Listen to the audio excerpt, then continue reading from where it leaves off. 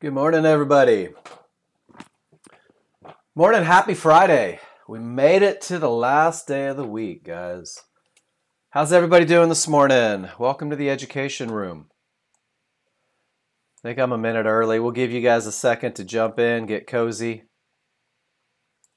Make sure that everybody's happy as a clam. There's only 13 of you here today. Is it vacation? Is it spring break already? It might be. Good morning, Muhammad. Nice to see you today. Hope you're doing well. Guys, my name is Mark. I am the younger Novak brother. If you ask me, probably the better looking. But you know what? That's neither here nor there. Let's talk about what we're going to do today. Gary, what does that mean? You missed the price action yesterday. Did it miss you back? Are you guys writing letters? X's and O's? Younger than dirt. Rod. I'm curious what that means when you say miss the price action. Lost 390 when you should have made money. Did you hold too long? Did you ignore termination conditions? Did the market turn out of nowhere? Did you follow rules? Guys, that's the process that I always go through in my head if I feel like something went wrong. Because what I find, just like everybody else, is I'm very quick to blame anything but me. Or I'm very quick to say, man, I had this one right. And guys, I've done this. I did it this week. I'll say that was the perfect trade. And then I slow down and I go back and I look at my picture and I'm like, ooh, that was not the perfect trade. I may have made a mistake here. Let me rewind a little bit and take a deep breath and decide if I made a mistake or if the market just didn't care. You didn't follow your rules. Yeah, Gary, I hate to admit it, but I'm happy that I can admit it. Guys, if you go back and look at your losers, more often than not, what you'll find is that you didn't follow your rules. Good morning, Tyree. And then the second half of that is, what if you don't have rules to follow?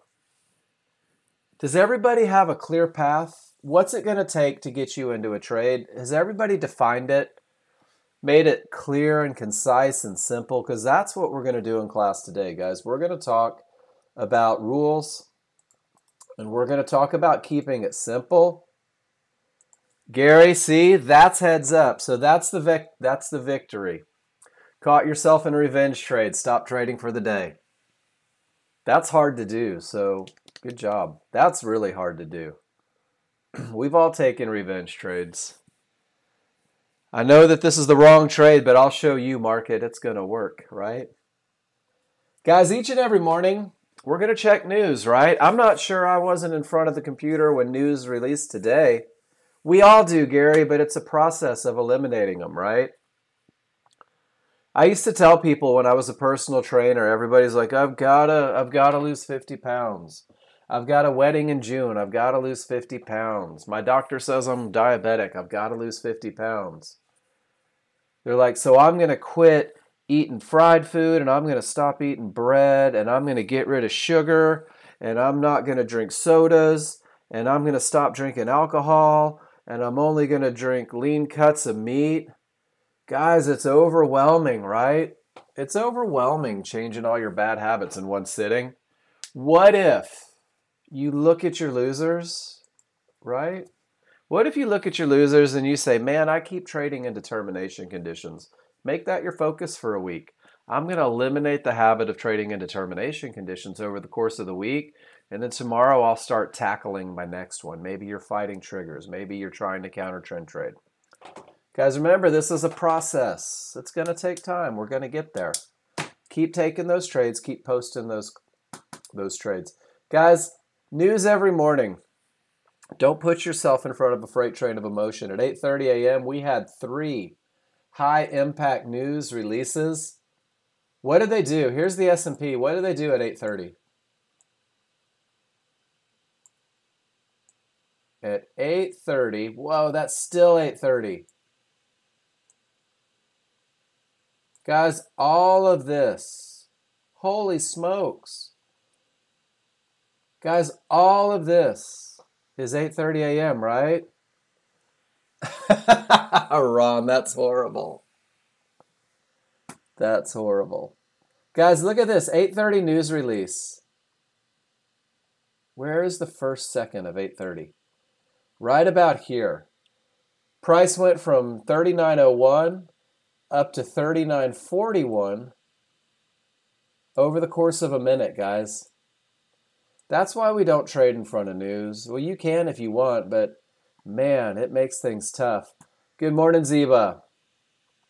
Guys, trading in front of news is like jumping in front of a semi coming down the highway at 90 miles an hour. It can run you over. So being aware, going to Forex Factory, seeing what's going on, looking for these high impacts, looking for these medium impacts, and just having an awareness. It's a great time to go grab a sandwich, fill up your water, reload your coffee, write your wife a little love note, apologize for what you did last night. You know what you did. Fix it.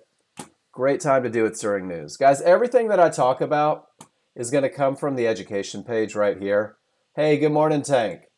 And guys, we're going to keep it simple today. All we're going to do is we're going to watch the live market a lot because it's moving, isn't it? And we're going to be able to recognize three very key elements. Looking for the highest probability trend trade. Guys, we're going to be able to recognize when we have odds favorable momentum. Watch this. If all I do is put trigger lines on this chart, 2 triggers only, you're going to put yourself to where you can recognize instantaneously when the smalls in a downtrend, the background is red, are below the large triggers. And when they are, the odds are favorable for the market to continue in the direction of the trend. In an uptrend, when those small trigger lines break above the large triggers, that space, this is odds favorable momentum, guys. The market is likely to continue in the direction of the trend. How easy is that? That's your first rule for a high probability trend trade. That's your first rule for a trade when all charts agree. Give me a Y in the room, guys. I know I've got a few of you in here. We're waking up. We're still sleepy-eyed. When the smalls break above the large, when that space is created, you have odds favorable momentum. When the smalls break below the large, that space lets you know that you have odds favorable momentum. I was thinking about this morning, guys, and I was like, well, what's the easiest way to describe it? I want you to take your pointer finger and your middle finger and put them together. Everyone do this. Humor me. That's weak triggers. When the trigger lines, the small and large, are right next to each other, 2 fingers together, that's no good. Spread them apart, make a V. That's your odds favorable momentum. It's really that simple, guys. It's the separation. We just saw it in the live market. I'm going to show you a picture of it, nice and still. Rule number 1. We're looking for the separation. Green uptrend, smalls above the large, space between the two, odds favorable momentum. Guys, when they come back together, when they trend inside, these are weak triggers. Anything can happen up or down. We're going to look for a high probability trend trade today. And that trade needs momentum, a clear path, and an entry area. You guys have just identified momentum instantly. And now you're going to recognize a clear path. What's a clear path? Well, it means that we haven't reached an area where the market is likely to stop. It's what we call a termination condition. And termination conditions are really pretty easy to recognize, guys. It's taking those same trigger lines, those exact same trigger lines that give us momentum, and seeing what they do when price reaches an area, guys. It can be blue Fibonacci support. It can be red Fibonacci resistance. Here we go. Let's give you a visual of it. It can be yellow 1-to-1 dots. It can be a divergence high, one of those magenta lines. And it can also be a divergence low, one of those cyan lines. Guys, these are areas that may reverse the market. Keyword is may. They're not guaranteed to reverse the market. They're not even guaranteed to slow the market down, but they may reverse it based on a comparison of your trigger lines in the area. If price reaches an area, that's the first half. After price reaches any Fibonacci support, check your trigger lines. If they're not below, That area of support, guys, don't take any more trend trades. Don't take any trend trades into an area likely to stop the market. How easy is that? I'm going easy today, guys. I'm wound up. I'm excited to be here. Price reaches an area, trigger lines don't break. Let's not go short. We have an area that may reverse the market. Wait for the area to break. Wait for it to be a clear path, guys. Remember, a trade is momentum. It's a clear path, and it's an entry. What's a clear path? When both your small and your large triggers break through an area. Then we have a clear path. Then we have absolutely nothing between us and our target. Give me a Y in the room if you're comfortable with that concept. Price reaches support, no triggers go through, pump the brakes. We're not looking for a trade. We're going to let that area clear, which means that both the small and the large need to get to the other side. Guys, everything that I do in this room revolves around simplicity. My goal, my hope for you guys is that you don't try to overthink things. We're looking at 3 rules for a high probability trend trade, guys. Strong triggers, we've seen them. Termination conditions, we've seen them. And an entry. Each one of these rules provides 3 very distinct advantages getting you into a trade. Strong triggers provides you momentum. That's at odds favorable. No termination conditions provides you a clear path. And then your entry is going to provide you an entry in an area where the market is likely to continue. Guys, this happens on 2 charts. Every day, but Mark, what about an 8 range chart? Mark, what about a 21 chart? Should I use a 34-5 chart, Mark, just to get a big, broad? No. Keep it simple. Today and for your first 30 days, if you're brand new, I want you to focus your attention on the 13-2 chart before you do anything. This is a broad stroke of a brush. This is taking 1 bar to determine 3 very important things. First, the trend of the market. Is the trend up or down? If the background is green, we're in an uptrend. If the background is red, we're in a downtrend. You're going to determine if that rule number 1, those strong triggers, have been met. That's going to be on your 13-2 chart. And you're also going to make sure that there's no termination conditions, no areas where the market is likely to stop. Right there on that bigger broad stroke of a brush. Guys, when your rules are met, and only when your rules are met, are you going to go to your 5-1 chart. And your 5-1 chart is a refinement chart. This is where you're going to take that broad stroke of the brush, that overall momentum, that clear path, and you're going to whittle it down and pinpoint the area where the market is likely to continue. Rule number 3 of 3 happens on the 5-1 chart. It's using a limit order to buy or sell a pullback at an area inside of favorable large triggers. This is going to allow you to reduce risk and to maximize the profit potential. So guys, the 13-2, I've got a great picture for this one. The 13-2 is the overall temperature of the market. It's going to give me that odds favorable momentum. It's going to give me that clear path. And what happens on 1 bar, this 1 bar inside of the black box, the bottom of the bar is this lowest bar on the 5-1, and all of these bars that print until it gets back to the bottom, guys, these are all on the 5-1, and it's this faster chart that lets me pinpoint that area where the market is likely to continue. It allows me to reduce risk. It allows me to maximize profit potential, and it really allows me to take advantage of what the large chart is telling me. Give me a Y in the room if you're comfortable, guys. We're going to let it be simple. We're going to focus on what the large chart is telling us. That's the big crowd. Those are the people that move the market, that give us the momentum, that tell us there's a clear path. And then we're going to let that small crowd give us a little pushback to our best of the best entries, guys. Everything that I'm talking about when it comes to rules is right here in the education page, guys. Rule number 1, those strong triggers. Rule number 2, no termination conditions. Remember, price reaches an area, trigger lines remain above or below. Don't break through, no trades. Both triggers break through, we have a trade. Do we have any termination conditions this morning? Absolutely. Look how easy it can be, guys. Price pulls up to an area of resistance. Absolutely. None of the trigger lines go through. I'm not taking a long trade, no matter what my momentum says, because I've reached an area that may stop the market. Price pulls all the way down to support. Absolutely no trigger lines break through. I'm not taking a short trade. Guys, what you're seeing here is Fibonacci helping you recognize a little bit of consolidation. And ultimately, that area of support that held twice, 3 times, breaks to the downside. Small and large breakthrough, and now support begins to act as resistance. All the way down to support, not one trigger line through. Retraces all the way to resistance, not one trigger line through. Give me a Y in the room if you're with me, guys. We can identify when we have a clear path through that very simple comparison.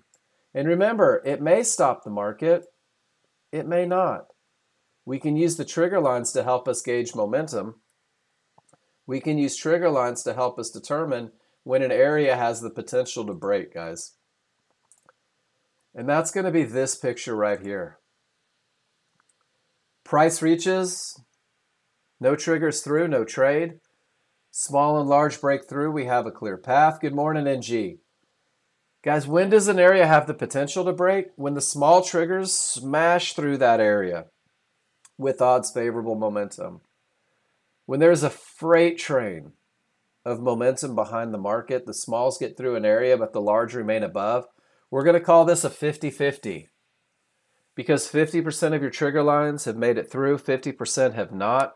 And this is an area with the potential to break with all that momentum, but it has not broken yet, which means that we don't have the advantage of a clear path, but we have the potential with all that momentum for the path to clear.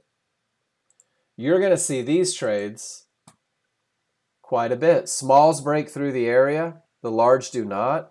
This area has the potential to break, but it hasn't broken yet. In this case, it holds. When you see a loss of momentum, odds favorable, anything can happen. Look how the market turns. Odds favorable momentum. Guys, do you see this little tail when there's odds favorable momentum? Well, that's a potential entry on your 5-1 chart. As you scroll through and look again, area with the potential to break, but you can see that those key areas push it a little lower before it moves in the direction.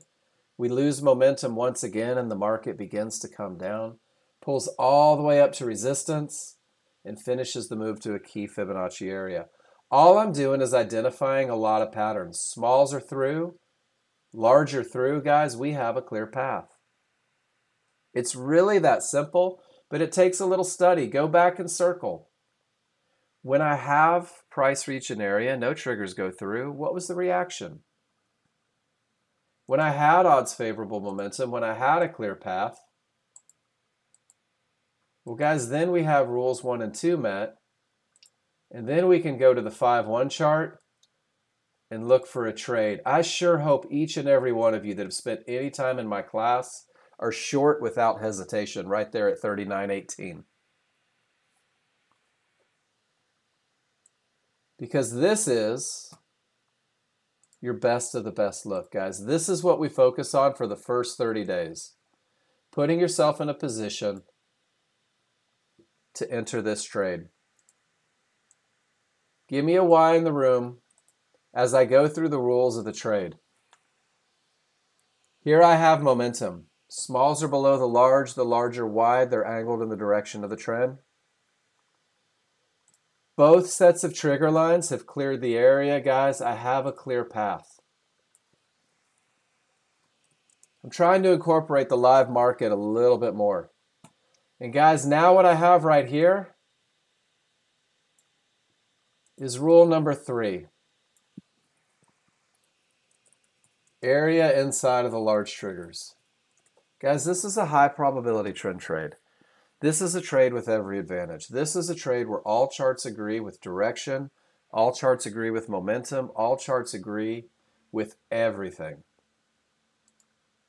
My hope for you is that you'll spend your first 30 days keeping it simple, using 2 charts, identifying this absolute best of the best trade, guys.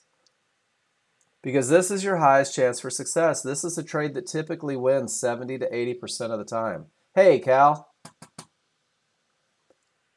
Keeping it simple and focusing on this absolute best of the best trade in the beginning, guys, is going to teach you a skill that nobody can ever take away from you. It's going to teach you a skill that's going to take you on to bigger and better things. It's going to teach you to read your charts. You're going to be a chart reader. You're not going to be a day trader. You're going to be a chart reader. 90% of what you do during the day is reading those charts, waiting for the advantages. And when those advantages are present, just like Luciano, you're going to say that there is absolutely no way I'm not getting paid. Cal, remember, we're annotating our charts using that capture software. Annotating the charts using your picture software. It keeps your trades, it keeps your Ninja Trader a lot cleaner. Guys, Luciano just followed the rules. Luciano just made, let's see, 1725, 1550. That's 100. There's a little over 200, $300 over the course of what? A minute, Luciano? Nothing wrong with that. Looks like Gary did the same thing. Gary didn't catch it, but he recognized it. Guys, you're going to be able to take this highest probability trend trade and you're going to understand where the market is likely to continue. Cal, you're not annotating on NT8, are you? You're using your capture software. You're using your TechSmith capture.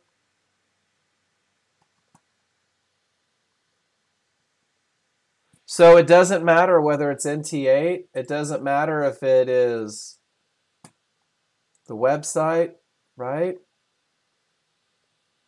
Take a picture, Cal, and then use this call out button right here. That call out button is how you're going to write on your charts. And then you can post them in the room like you've been doing.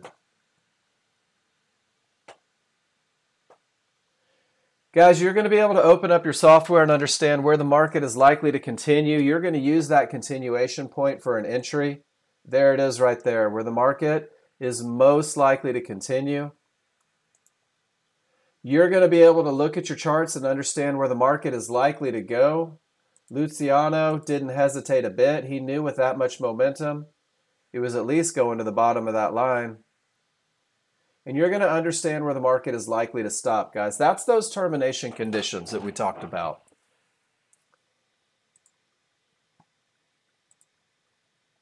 In this case, where the market is likely to go is this blue Fibonacci area, right?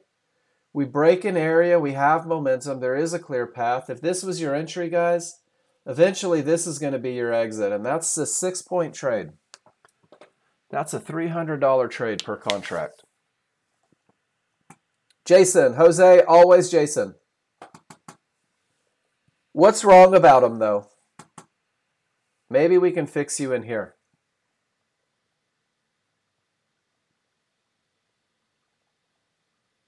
Guys, here the smalls broke through, the large didn't. Huh.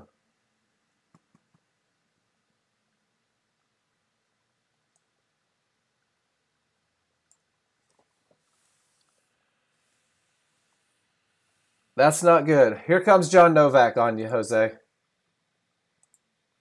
I want you to have confidence in your charts.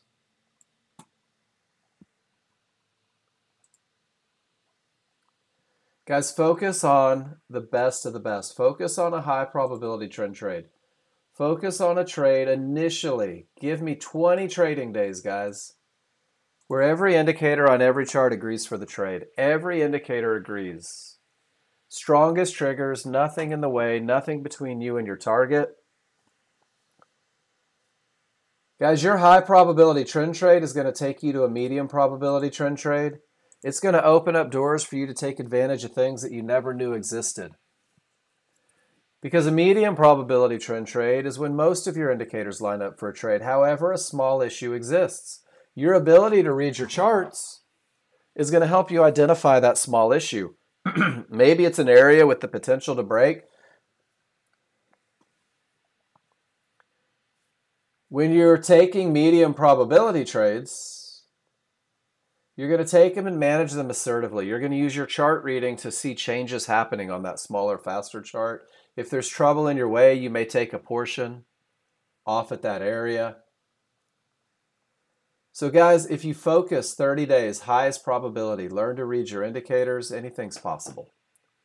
Anything and everything is possible. And what we're going to do each and every day while you're on your journey is we're going to find real life examples in the live market. We're going to look at your charts, and I'm going to give you feedback 15 hours a week. And we're going to put you on that path to becoming a confident trader ASAP. It begins with posting your trades in the class. A lot of you are doing that this morning already, and I love it. I'm going to look at every one of them. We're going to post trades in class, and you're going to track your performance. You're going to track your real-time performance in a spreadsheet. Does everybody have their spreadsheet? Have it open, ready to fill out?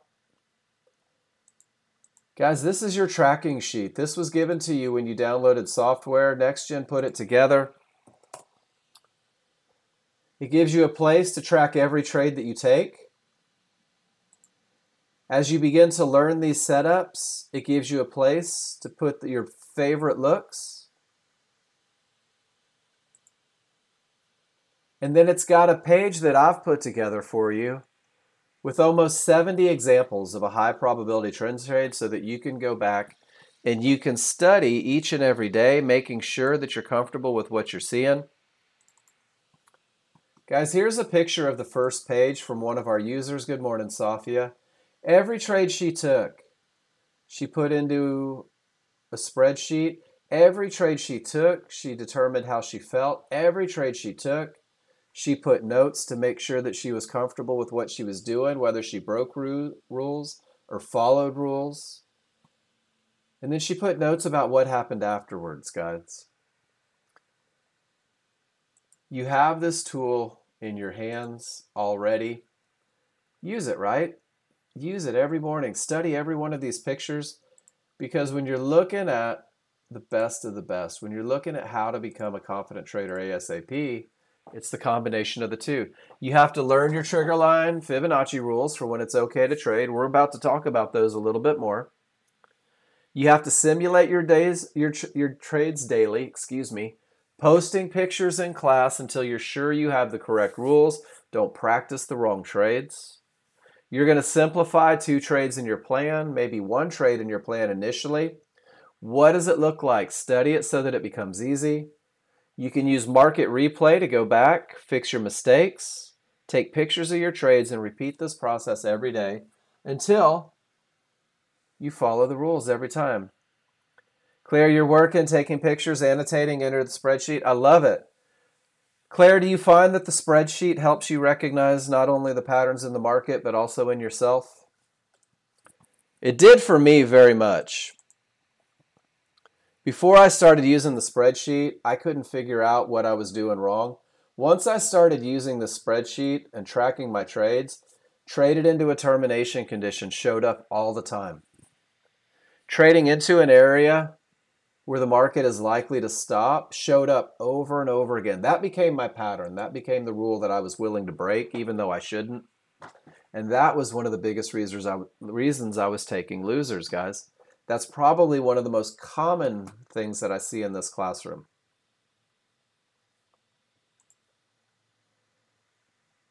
So I want to review one more time, guys. Odds favorable momentum is the precursor. This gets us set up, looking for those termination conditions, making sure that price hasn't reached an area and the trigger lines didn't break, right?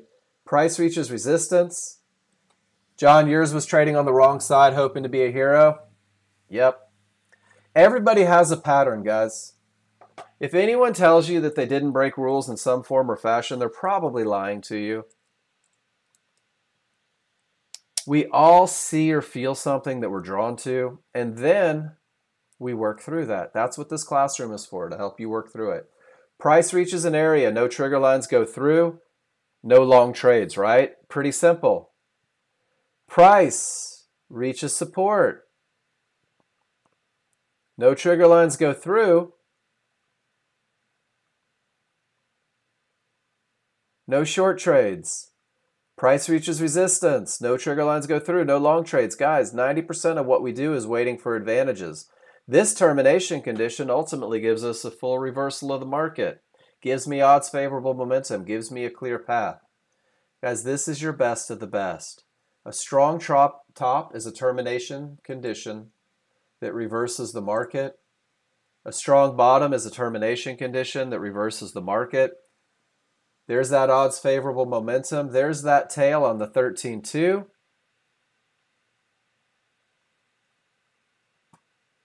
There's that best of the best trade. Learn them like a scholar so you can break them like an artist. Amen, Ron. Guys, I'm going to give you one more termination condition that you're going to see on the 5-1, and this is the only termination condition that you're going to look for on the 5-1. And I'm moving a little quicker today, guys. The market's moving. I want to get in there and I want to watch it, but I want to make sure that everybody's comfortable. Sometimes the market turns seemingly from nowhere. Doesn't hit an area, exceeds an area, doesn't clear it, clears one, doesn't make the other. Guys, this next termination condition is going to allow you to recognize change faster using your 5-1 chart. 3 divergence in the same price range may terminate the trend. This is a very powerful condition when the third divergence happens with the small triggers inside of the large triggers. 3 divergences means that I've lost momentum 3 times. It may terminate the trend. That's the first way that we use 3 divergence. 3 divergence when the small triggers go from odds favorable to anything can happen. That just adds power. It doesn't negate number 1. It's adding power to number 1. And then when that third divergence is higher than the previous from a low or lower than the previous for a high, guys, that's the triple whammy. This not only allows you, don't go short because you've had 3 in a row, it also gives you a management opportunity. If I'm already short, I can see change happening. Guys, if you look at these 3 at the bottom and these 3 at the top, it's that look right there that's going to help you understand when the market appears to be turning from nowhere. It's going to help you manage a little bit. Is everybody comfortable? We have a clear path. We have momentum. Can we discuss the rules for entry real quick, and then we'll start going through and seeing why that trade this morning was such a beautiful trade?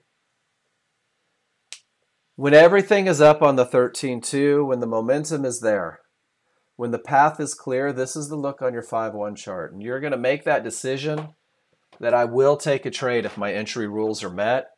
Remember that your entry rules say that we are going to buy or sell a pullback. What's a pullback? Well, a pullback is a small retracement in price counter to the underlying trend, meaning that if everything says up, we want just a little push back, right? That's that crowd. The big crowd says go, go, go, go, go. These yahoos willing to fight momentum, willing to fight direction, say nope, we really want it to go down. Guys, they're going to push us back to our best of the best entry. And their push begins with a reversal bar. So on your 5-1 chart, when you have odds favorable momentum, when you have no termination conditions, everything says up, we're going to wait for a reversal bar. We're going to wait for a bar that says this market wants to push down, fighting everything. We're going to identify areas that are falling inside of favorable large triggers, guys. What are areas? Areas can be mid-band. Areas can be a fib. Areas can be 1-to-1s. It can be any combination. It can be just one. It can be all 3. But they have to be inside of these large triggers. Our pullback has begun, and we're creating a window of opportunity. The rules say that we're going to use a limit order to buy a pullback at an area inside of favorable large triggers. I have a mid-band. Those trigger lines are coming up strong. I have 2 areas of Fibonacci support. And I have 1-to-1s. My window of opportunity, that area where the market is likely to continue, is from the highest point of support to the lowest point of support inside of favorable large triggers. I'm going to activate at the top of that window, because the momentum is so strong on the 13.2, I'm going to activate a limit order at the top of that window, and I'm going to wait patiently and see if the market comes back to that window of opportunity to put me in a long trade. If it does, I'm long at 79.21 right at the top of the window. I have the advantage of momentum. I have the advantage of a clear path. And now I have the advantage of having taken an entry at an area where the market is likely to continue. I've met all the requirements for a trade. I gave you these rules one more time. Because I wait for the pullback to the area of support inside of favorable large triggers, guys, my initial stop is going to go below that window, 12 to 14 ticks typically. I can use Fibonacci to identify targets. Because I waited for the pullback, my risk is going to be able to be reduced. My profit potential is increased. Guys, this is a trade that I'll take 1,000 out of 1,000 times, because typically 70 to 80% of the time, this is the result. 70 to 80% of the time, profit target reached, guys. Once it goes in the direction of my trade, I can reduce my risk behind that reversal bar. This is your best of the best, guys. Your job for the first 20 days with Nexgen is first to go through every one of these looks, every one of these pictures in your spreadsheet. Begin to burn the image in your mind of what it looks like when a high probability trend trade is true. The second step is going to be doing exactly what we just did. When the rules are met on the 13.2, and you're doing this after the fact, when I have odds favorable, when I have no termination conditions, and you see one of those tails, guys, circle the tail. If that tail lines up with support or resistance inside of favorable large triggers, well, you know that you have a high probability trend trade. See how this circle, or square I suppose, lines up right at support inside of favorable large triggers? This is your entry. This is your best of the best, guys.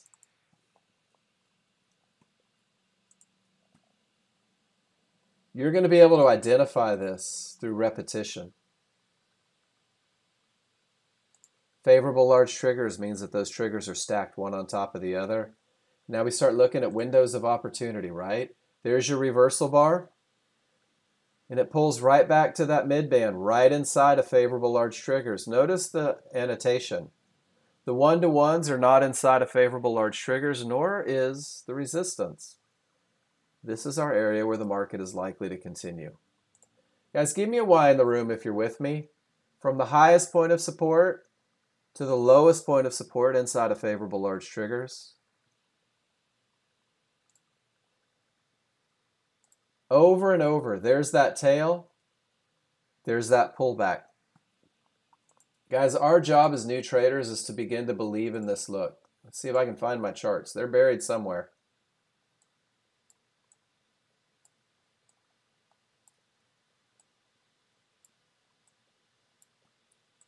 I'm going to go back to the one that we circled. New users, would you like to do an entry? Would you like to learn how to practice finding your window of opportunity?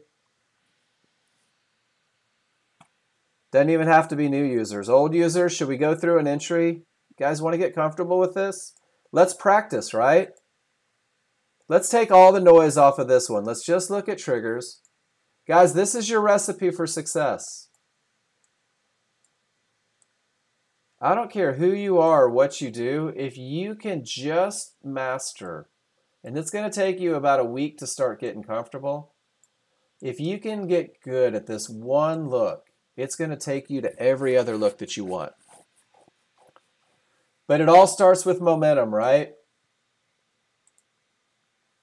13.2 chart. Do I have odds favorable momentum?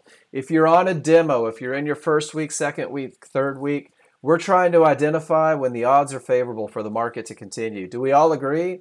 D says yes. D, I agree. D, it looks like you're taking the reins today. Do I have any termination conditions? Has price reached an area?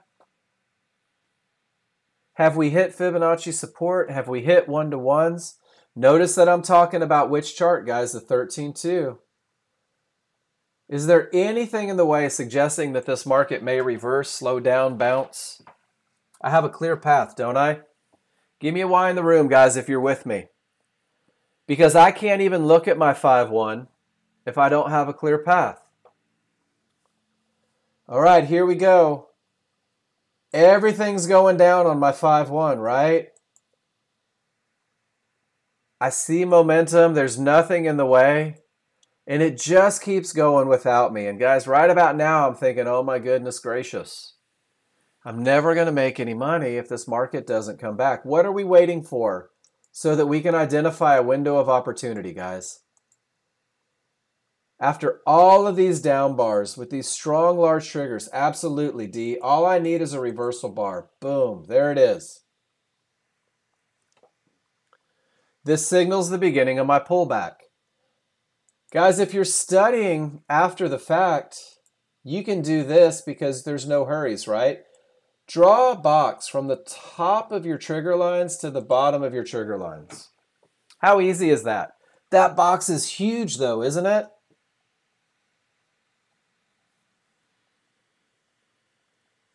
Wouldn't it be ridiculous to try to trade a window of opportunity 6 points wide? Does that make sense? Guys, who wants to do that? I don't want to do that. Because my stop still has to go up here. I'm not a big fan of risking $800 on a trade. So we're going to refine it. We're going to take it to that window of opportunity from the highest point of resistance. There's my mid-band. To my lowest point of resistance. There's Fibonacci resistance. Doesn't that look better? Guys, there's your area where the market is likely to continue. Give me a Y in the room if you see it. We're doing this in a dead market, right? We're doing this after the fact. We're doing this historically so that we can practice recognition so that it doesn't seem to be so fast in the moment. Tom Brady was saying, I think last year in an interview, how everything seems to move slow motion for him. Repetition makes it a lot easier. This yellow bar, guys, is my entry, right? Limit order at the bottom of the window of opportunity. There's my reversal bar. My only job now is to wait. Do you see how it didn't get me? It stopped early. All right, guys, let's have a little honesty here. Who's jumped in right here and said, well, it wasn't going to come to get me. I better get into this trade. Anybody? I did it as a new user. And you're like, whew, I'm in at 1475. And watch this. Boom. Now you're in at 1775. Guys, the idea of odds favorable momentum, the idea of no termination conditions, the idea of waiting for a pullback to the area inside of favorable large triggers, guys, this is something that's been going on for 20 years with Nexgen. It's nothing new. It's the same approach we've always taken because the market repeats itself. And once I get a reversal bar, see how it went up to the top of the window? Once I get this reversal bar, guys, let me show you where my risk is. That's it. 1.5, right? Feels good, doesn't it?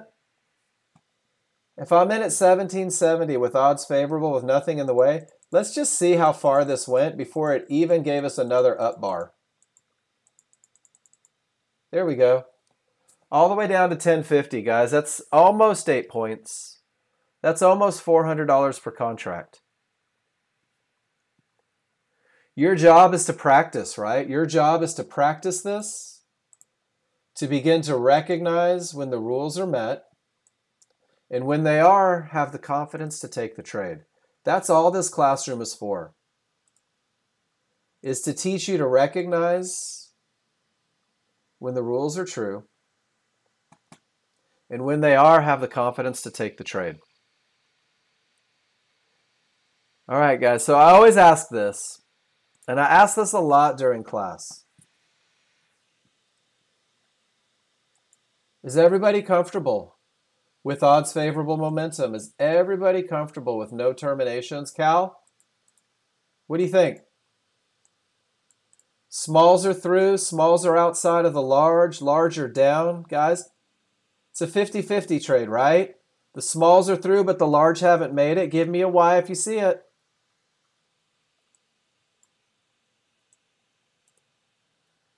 This area, whoops, sorry. This area has the potential to break. Take a picture. This area has the potential to break, but it has not broken yet. Remember, that's that 50-50 trade, right?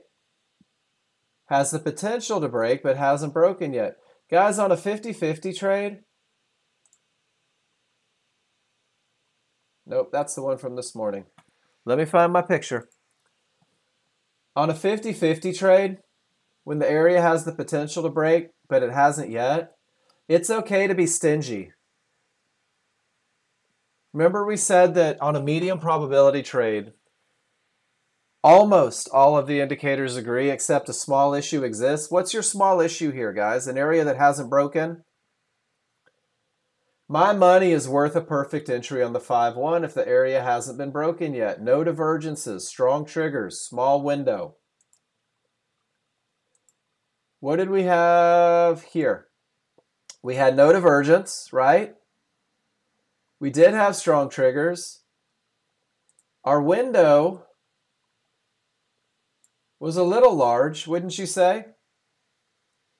From 92 up to about 93 and a half.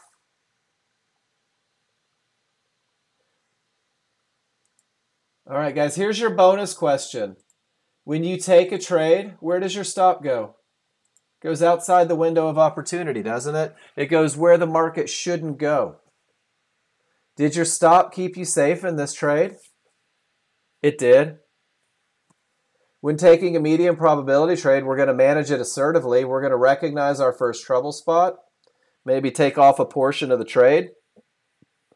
And then when the conditions change, maybe we get divergences, it becomes an exit condition. So Cal, let's go through an entry.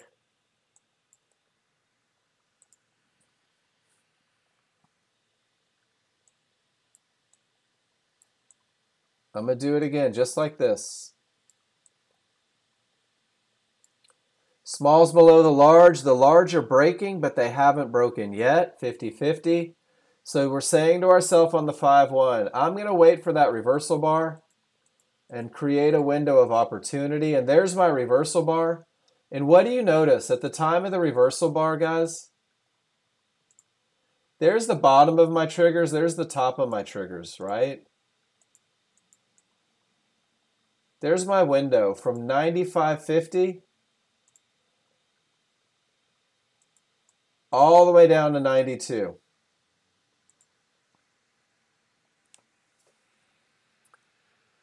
Are you willing to risk $300 on a medium probability trade as a brand new user? Are you willing to put that much risk on a trade on an area that hasn't broken? That's a question that only you can answer for yourself. If the answer is yes, where does your stop have to go, guys? Your stop has to go up here where the market shouldn't, right? That's 4 points. It's easy after the fact to go, well, yeah, I would have taken that one, but I would have taken it from the mid-band all day long, Mark. Eventually, you get a lot less risk on the trade, right? It's a medium probability trade. It's a great trade. I love everything about it. But for a new user, maybe not yet. And then John's making the point, and it's a great one. Odds favorable momentum, guys, is a game changer. Odds favorable momentum lets you know that that market is moving with vigor in the direction of the trend. Odds favorable momentum lets you know that it's likely to continue. John, isn't there something you could be doing this morning?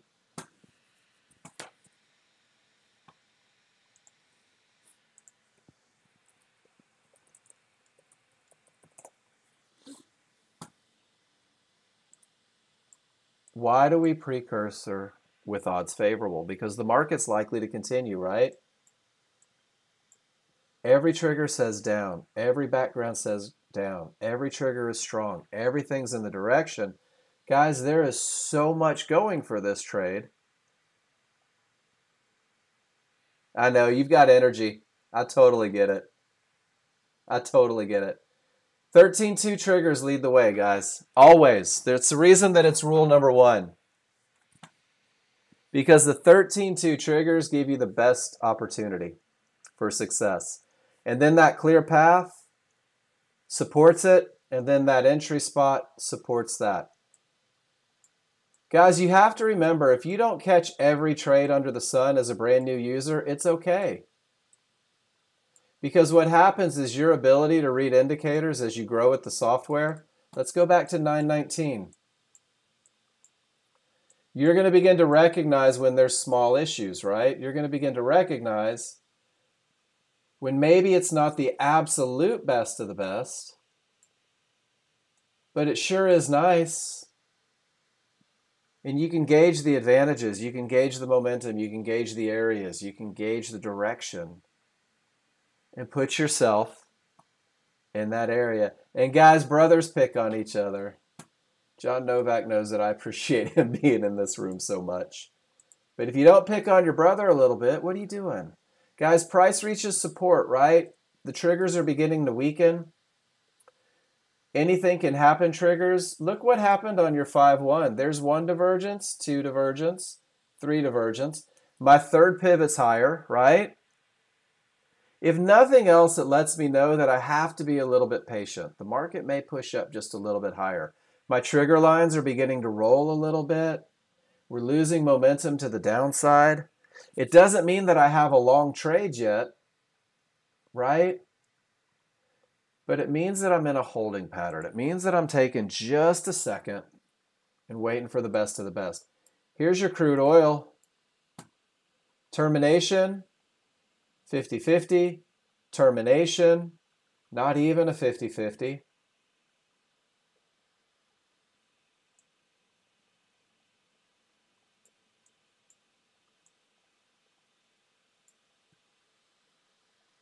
Crude oil is just caught in an area right now, guys. So your job this weekend, Cal, you were saying looking for examples.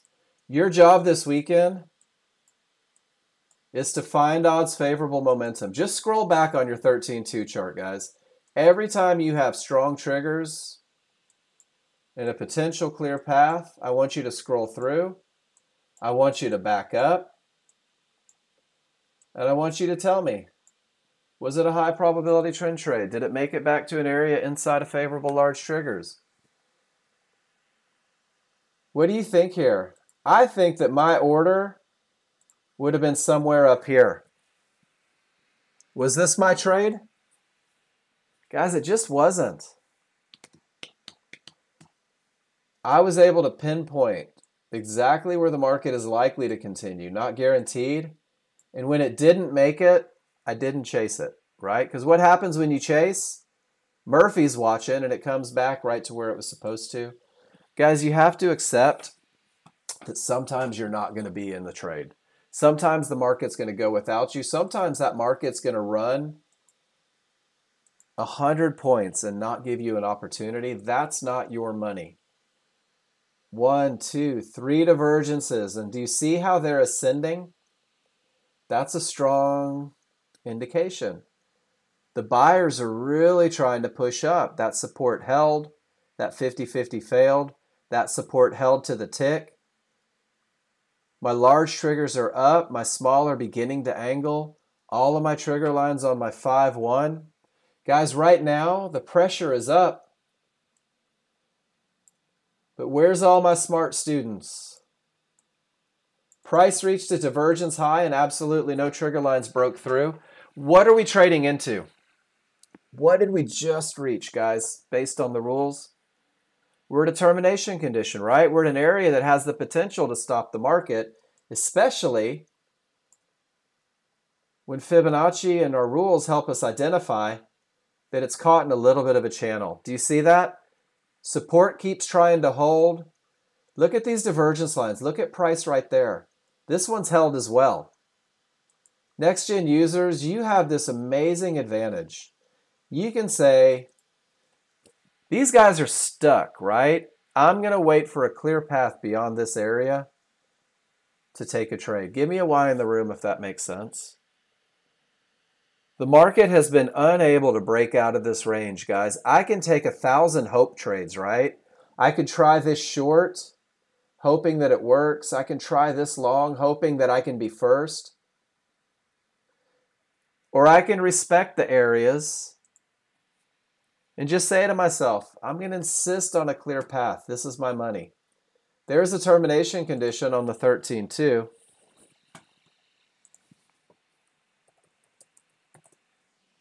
Right? There's a full reversal. There's odds favorable momentum. There's one cute little area inside of favorable large triggers with no divergence and strong triggers. Who's going to show me a short from 38.93? Maybe 38.93 and a quarter. Was it rules met, guys? If you don't see how it was, 50-50 trade. Guys, give me a Y if you see it.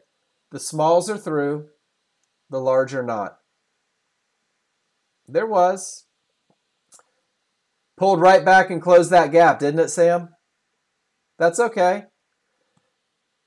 Sam, when we talk about the gap theory, I'm glad you said that.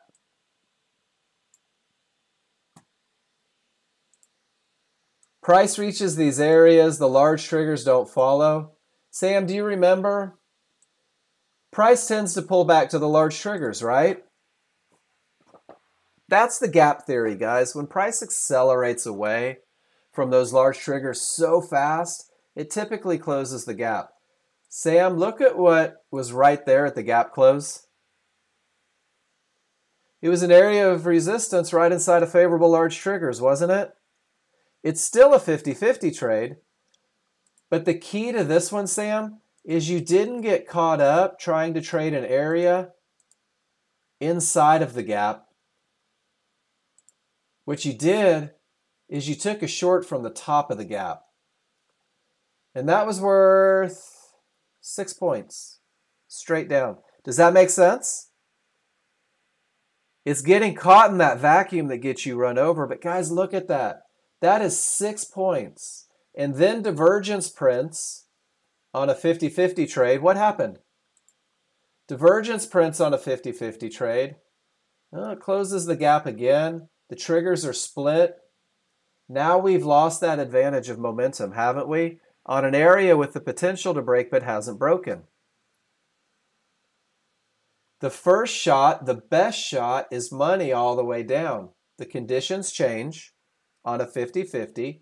And look what's happening. Do you see the difference? You're going to begin to get this instantly. You're going to be able to identify this almost instantaneously. 50-50, 13.2. John said so, right? We'll get out if divergence happens. He takes the best entry because he knows it's 50-50, because it has to be managed assertively. He's already in a no-loss position, understanding that that market may not continue down because this is an area that hasn't broken. He has his first target at the bottom of that pivot. He's got a second target. If it does continue down, he's looking for Fibonacci support. So it looks like his first target was missed by a tick. And when that divergence printed, my guess is that he went ahead and exited the trade.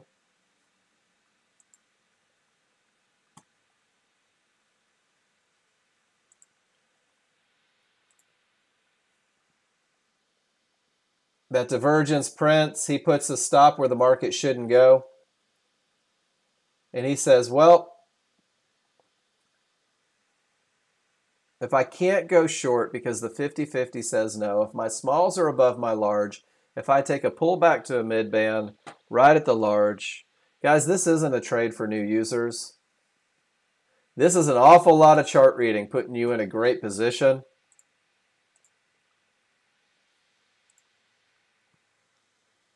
When a 50-50 doesn't work, very often you get continuation. Of course, this one has odds favorable, momentum, and nothing in the way.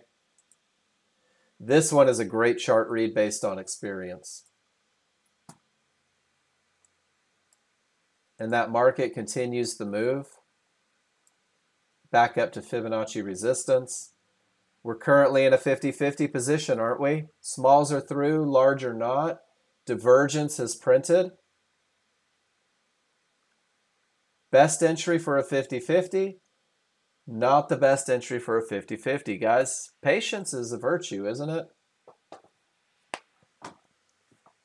It is a little more advanced, but it happens a lot. Guys, that's our first hour. First hour spent talking about rules. First hour spent looking at the best of the best.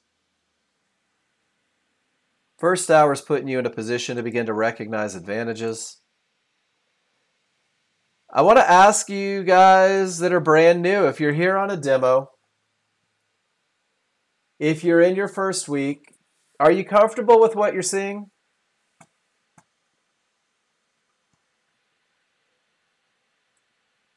Are there questions that you have? And remember that study is going to help you out. Guys, this is that 50-50 trade. Once again, right? If you're a brand new user, that's your best entry. When you begin to read your charts and look at advantages, most of you aren't going to miss this one either.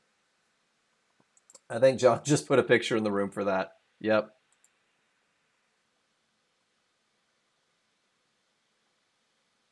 Because of all the advantages. It's just a continuation of the trend. John says with those strong triggers, with that tiny window of opportunity, he'll take it all day long and manage assertively. Nice trading this morning, John. The Rona is gone. And John Novak is back in the saddle. Guys, I'm going to let you watch the market. Let's see what it does. Remember, this is a termination condition, not a 50-50. If you have questions, post them in the room. If you have... Nice job, Sam. If you have a chart, post it in the room. Show me the picture, Sam. Annotate the chart. Tell me why you took that trade on the chart, right? Guys, I'll be back in just a minute. When I come back, I'm going to scroll up to the top. I'm going to start looking at the pictures that you guys have been posted. We're going to talk about the charts. And we're going to go back and forth in the market because this thing is moving today, isn't it? I will be back in just a moment, guys.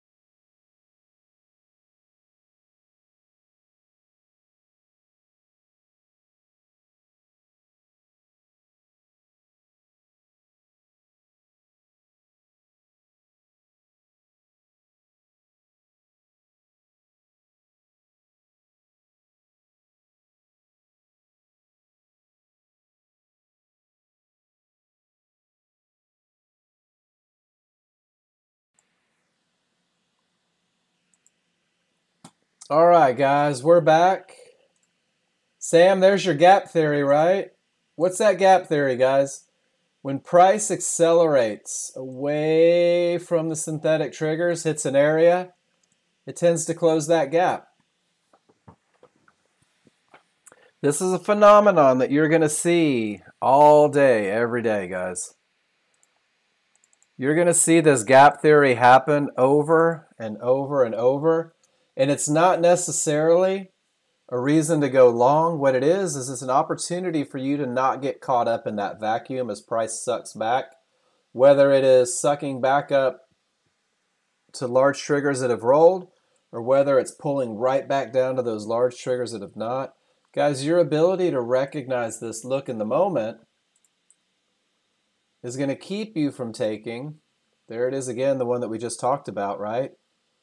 It's going to keep you out of those shorts, out of those longs, in between. It's not a guarantee that the market is going up. It's not a guarantee the market is going down. But what it is it keeps you from trying this short right here, even though there was a great termination condition. Does that make sense? Guys, the gap theory is something that's very real and it happens every day. It happens right here. Continuation up. It happens right here. Continuation up. As we pull back, price goes all the way to the mid band. Large triggers don't blink. It continues down. There's your mid band, full bar away. Continuation down. Resistance, full bar away. Closes the gap. Guys, give me a Y in the room if you see it. This is another one of those ones, right? That you could just go and study and put yourself in a better position the next day by recognizing this phenomenon that happens all the time. Resistance is reached. So is the mid-band and support. No trigger lines break through. Gap theory in place. And guys, if small and large get above this area of resistance, well, then we're probably looking at those next key areas, right? If we can't seem to get through this area, well, now we have a pivot stop out at resistance. The trigger lines don't break. We're in a holding patterns on longs. It's way too soon for shorts, guys. You're just hanging out for a minute. Let's go look at some of your charts today. I opened a lot of them already.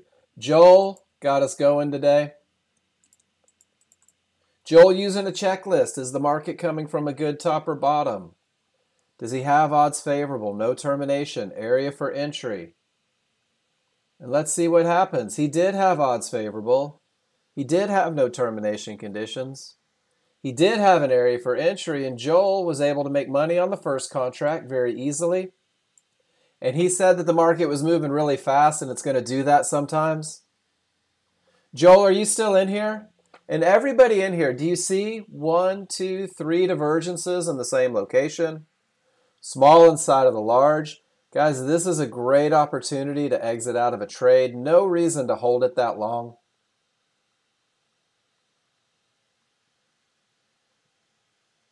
But it did go really fast there. It probably had about 5 or 6 seconds. Joel, it's a great trade. It's a great entry. I think that when we get that second here, even that pivot in the direction, Joel, stop behind there. No reason to lose on that one. But of course, if it's going that fast, it's hard to keep up sometimes. Got our second one here. Guys, this is the second half of what we do in class. We talk about rules. That's the exact same trade. And then once we talk about these rules,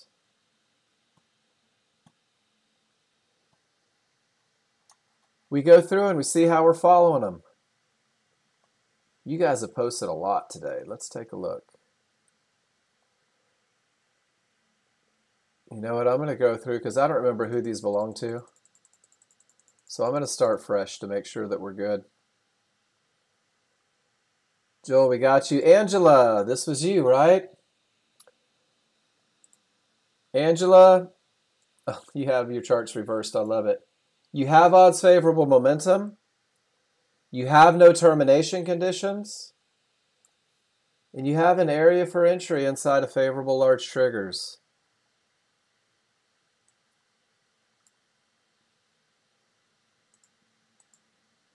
All right, Angela, I'm going to ask you a question. If you had this exact same setup again, would you take the trade?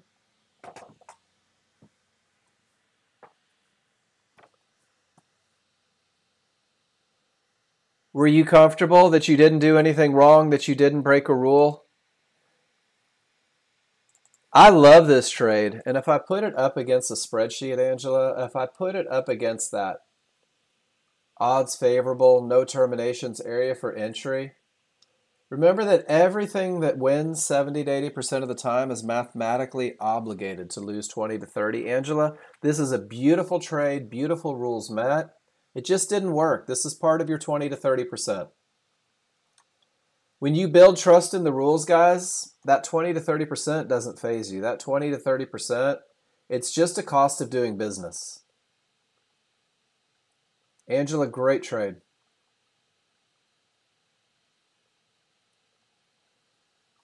Let's see where we're at. We had another one right behind you. And that was your continuation, wasn't it? This one wanted to push up higher, resistance held. Every trigger on every chart agreed. And you said, I'm getting my money back. Angela, this is a thing of beauty. What a great trade. Guys, when I'm looking at your charts, I have to scroll up and down. I can't always see the questions. So if you ask a question and it takes me a second, it's not because I'm ignoring you. It's just because I have to scroll up 50 yards to get to these pictures because they were presented earlier. All right, Joel, your checklist says that all rules were met.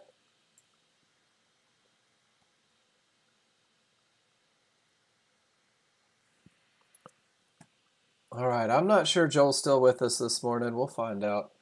Can we go through the checklist on this one, guys? I'd love for you guys to help me out.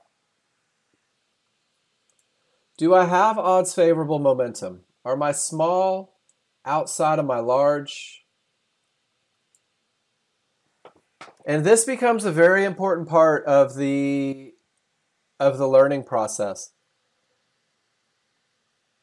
We've returned to the large triggers, right, Ziba? We're at the tail end of momentum. Momentum is waning. Do you see it? Cool. Do I have a clear path? Large triggers haven't made it yet through, right, Joel? So we're losing momentum, and we don't have a clear path. And we're losing momentum again with divergence, and our small triggers are inside.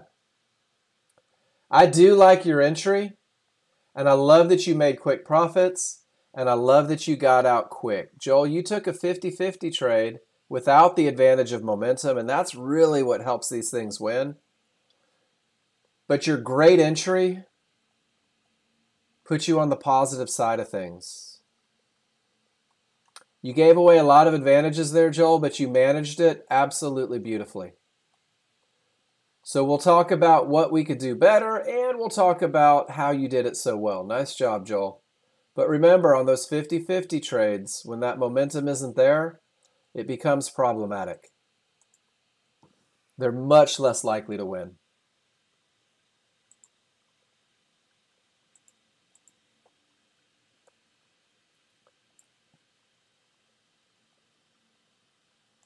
Truth in advertising, guys. Let me get down so I can see the comments. I want to make sure I don't miss anything. Joel, you're doing awesome. Joel, did you have a clear path on this one?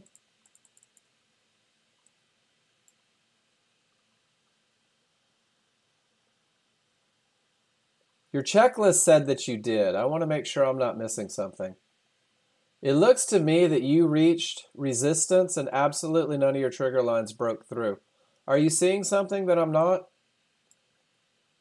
Your 5-1 even suggests that absolutely nothing had gotten through that area yet. So we didn't have a clear path, right?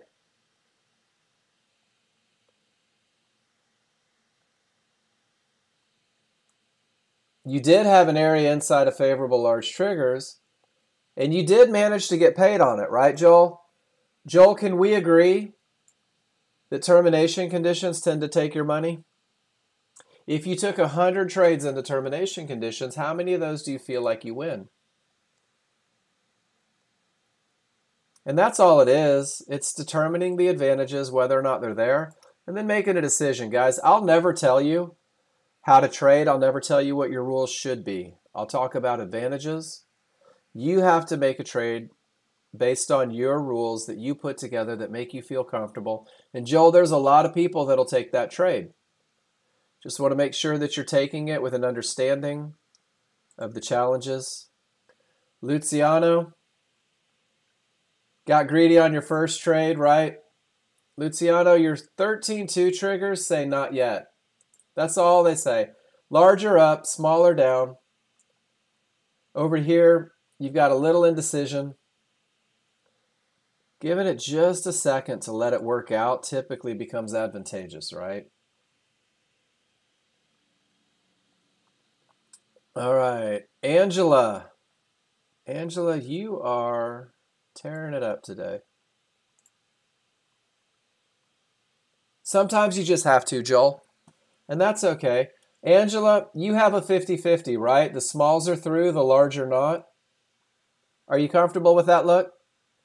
Look at this, though. No divergence, smalls outside of the large. You get in at the window of opportunity. You keep your stop outside. This is a great entry on a 50-50. Quick profits. And then, Angela, when this divergence prints, 1, 2, 3 bars, that's your cue that the party may be over here. Gives you an opportunity to manage out because the conditions changed on the 50-50. But because of the no divergence, because of the strong triggers, because of the great entry, it's very manageable and easy to make some profits on that first target. Absolutely, because what does it say in the... If I go to the glossary, Angela,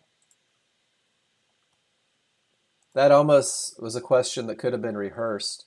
Medium probability trades define when most indicators line up for a trade. However, a small issue exists. Your small issue was that the area hadn't broken yet.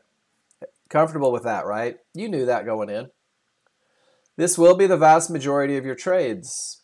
When executing medium probability trades, you take them and manage them assertively. So, Angela, it's that manage assertively part. It's looking for a reason because you've already given away the advantage of a clear path. So it's important that you understand that right here, when I get a divergence, when my small triggers are inside, absolutely, I've lost momentum. So now I've given away the advantage of a clear path as well as momentum. And then it has the potential to become problematic. And sure enough, it did. That market went down. You managed it well, though. It was 50-50. Your smalls had broken through. Your large had not. But your large hadn't broken through 1, 2, 3 areas. Cal, it means that you're going to have to manage it. That you're going to have to not just sit there with your hands folded and say, this is the perfect trade. It has an 80% chance of winning. You're saying that this isn't a perfect trade. I don't have a clear path. And because I don't have a clear path, if another one of my advantages go away, Cal, in this case, the advantage of momentum, it's okay to manage out of that medium probability trade. Does that make sense? The advantage of a clear path uses a different style or uses less management. Well, that's up to you. For me personally, my plan says get out. If I don't have a clear path and I don't have momentum, how many advantages am I willing to give up and still stay into a trade? I can tell you that I'm not willing to give up that many. So, guys, this comes with practice, and this is why in the beginning I give you this trade plan. This is why in the beginning I say keep it simple, focus on your entries, put yourself in a position to understand when those advantages are present, because your chart reading is going to take you to the next level, right? Your chart reading is going to allow you to manage trades assertively. Your chart reading is going to get you in a position to where you can recognize that change. So that simplicity in the beginning is going to create management for you in the end. Guys, here's a copy. I just put it in the room of that simple plan to keep you focused on the best of the best. I put a copy of this checklist so you can print it out and put it on your desktop. I also included for you guys a copy of the exact same checklist with pictures stolen from the manual, showing you exactly what the conditions look like when the rules are true. That's all for you. That's a gift. So those medium probability trades, guys, that's going to be most of your trades. Don't be afraid of them. Just make sure that you know how to manage them. Create a plan for management that revolves around medium probability trades. All right, scrolling through. Let's see what we got. Gary's got one for us. Let's see what you did, Gary. Gary, termination condition on the 13.2. Trigger lines roll. Full gap. I love it. Great recognition. And the small still haven't gone through. Gary's just taking a picture reminding himself to be in a holding pattern. Luciano, absolute rock star. That's the trade we talked about in class, isn't it? Angela, absolute rock star. That's the trade we talked about in class. Easy money, right? Easy money, guys. When everything says we're going, when everything says we have momentum, when everything says there's nothing in the way, Claire knows it. Look at that. And Claire said, with this much momentum, my target's the fib. I love that trade, Claire. Beautifully managed. Allowing the 13.2 momentum to dictate her target. Racha, let's see what you did. I'm going to look at your pictures here. I don't have any annotations. You put it doubled up. Let me just show the class what you did. Racha showed me one with odds favorable momentum, no terminations, and he showed me another where his picture perfect entry was. Racha, that's a great picture. Are you in class right now? I'm going to show you a trick if you don't mind. Guys, one chart is great, right? Let me show you how to get the most out of what you're doing. I want you to use that capture picture, guys, and click and drag from the top left to the bottom right. Make sure that you're showing me both charts. Make sure that you're showing me what's happening on the 13.2. Make sure you're showing me what's going on the 5.1. And more importantly, make sure we're having a conversation, right? Make sure that you're giving me every reason why you did what you did so that we can talk about it. I'm going to tell you, after a week or two, I'm going to know why you did what you did. But until you and I are BFFs and I understand where your brain's at, guys, help me out. Give me enough information to help you with the best feedback possible. I put a picture of how to annotate in the room for you there. Man, you guys have posted a lot of pictures. Cal, let's see what you did, my friend. Cal, you had good top, not quite. You just had divergence, Cal. That was probably your trade right there. These are all momentum, but not necessarily areas of entry. Remember that entries come from an area of resistance inside of favorable large triggers. This last one, Cal, that's your best of the best right there. Angela, again, you've been keeping busy today.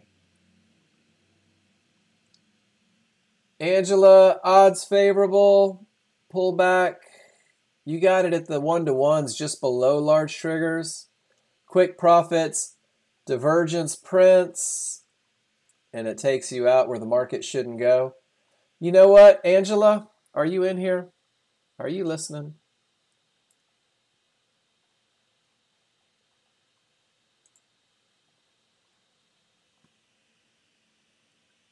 Beautiful entry, right? Creates a manageable trade. Did anything on your 13.2 give you a clue that this divergence might create a problem? 50-50, right? We're at that divergence low. The large triggers are still above it. I love the trade. No divergence. Great entry. When that divergence prints, there's no reason to lose on this trade. Not yet. Not at this key area. And it pushes right back up to the resistance. It's still a 50-50 trade. You do have momentum. It's darn near a clear path. But at this point, it is divergence on a 50-50. It's okay to exit and wait for a re-entry, right? And guys, that's always an option. You don't have to make all of your money in one trade. Absolutely, Angela. I've watched traders, especially my big brother, I've watched traders in an uptrend or a downtrend go long and exit, a little pullback, re-enter, goes up, exit, a little pullback, re-enter, goes up, exit. Guys, I've watched people make money off the same price range like 5 or 6 times. You don't have to make it all in a home run. 4 singles gets you to home base, doesn't it? It's all right to get paid and wait for the next one.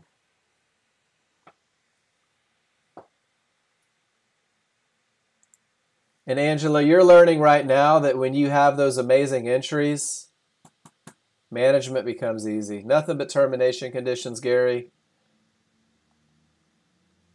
I love this one.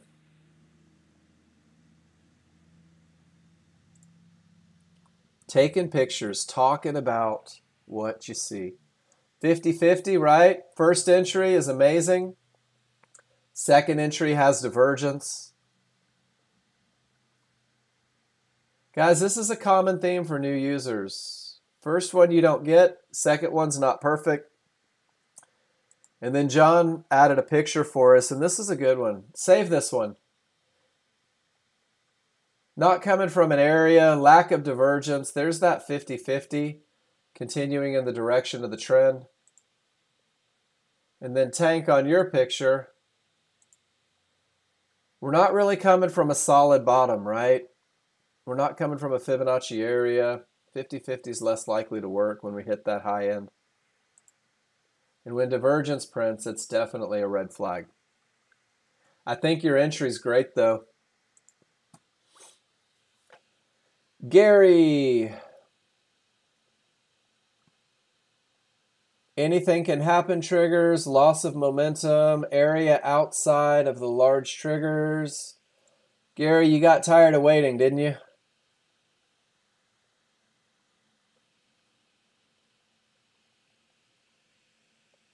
Odds favorable triggers on the 13-2. You said yes. That was a no. Area for entry inside of favorable large triggers on the 5-1. You said yes. That was a no. Guys, sometimes boredom gets us into trades we shouldn't be in. Sometimes waiting and waiting and waiting. 90% of what we do is being a chart reader, right? Here's George identifying 50-50 trade with a strong look, right? Everything says down. He likes the look. Odds favorable. He put no on his checklist because it is a 50-50. No divergence. Perfect entry. There's money. When he gets to that pivot stop out down here, he's not willing to risk too much because he's identified where the market's likely to go. George T., I don't think you could have done that one any better. Beautiful trade.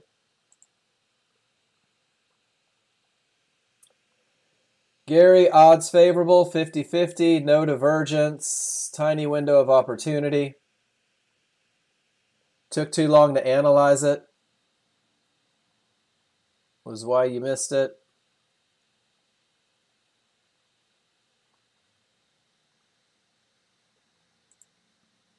And guys, I'm going through a few before I come back and see. 50-50, strong triggers, perfect entry, money all the way up. Following a checklist, being successful. I love it, Gary. Joel, let's see what you did, my friend. You've got yeses everywhere. 50-50, strong triggers, perfect entry, money, money. Joel, great job. Sam User, are you going to do the same thing here? 50-50, strong triggers, perfect entry, money, money. I love it. Guys are making me proud. All you guys chart reading, recognizing advantages, right? Claire, odds favorable, 50-50, strong triggers, perfect entry, money, money. I'm having fun here. Paul, are you going to show me the same thing? Paul's just showing off now. 50-50, no divergence, perfect entry. Stop keeps him safe. Money, money. Whew! Guys, is it just me? Or does it seem like momentum sure makes things easy?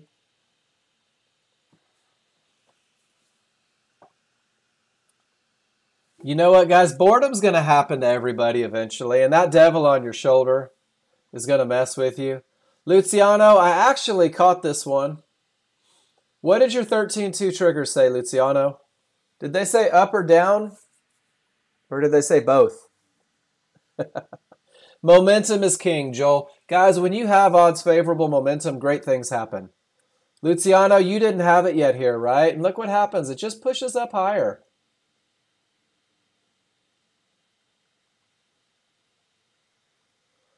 Momentum is king, guys. Let every trade, new users, start with odds favorable momentum. You will be absolutely floored at how easy your life becomes. The second you give away the advantage of momentum, you need the ability to read your charts faster, right? You need to be able to recognize change as it's happening. You see where we're at. Sam User caught it. John caught it. Claire caught it. Paul caught it. Ziba, did you catch it too? You'd ignored this one. Why did you ignore it? Your small triggers broke through, right, Ziba? So it had the potential to break? You had no divergence on a 50-50? You, Ziba, look at your entry. What happened? Areas inside of favorable, right? I like it. Wouldn't that be an in at 93 instead of 03 have changed everything about this trade? Do you see it? Guys, this is normal. Can I tell you how normal this is? So is my body, Ziba. So is my body.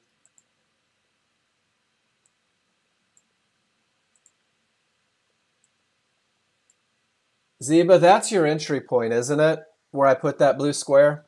Do you see it? Don't be sorry. Guys, unless you walk in my office and punch me in the nose, don't apologize in this room, please. It's a learning. Sorry suggests that you've done something wrong. You haven't. We're just learning.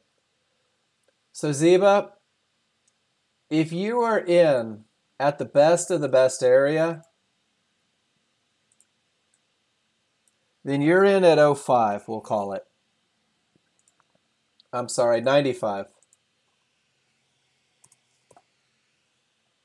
It does. It was a 50-50, right, D? No divergence, strong triggers, tiny window of opportunity.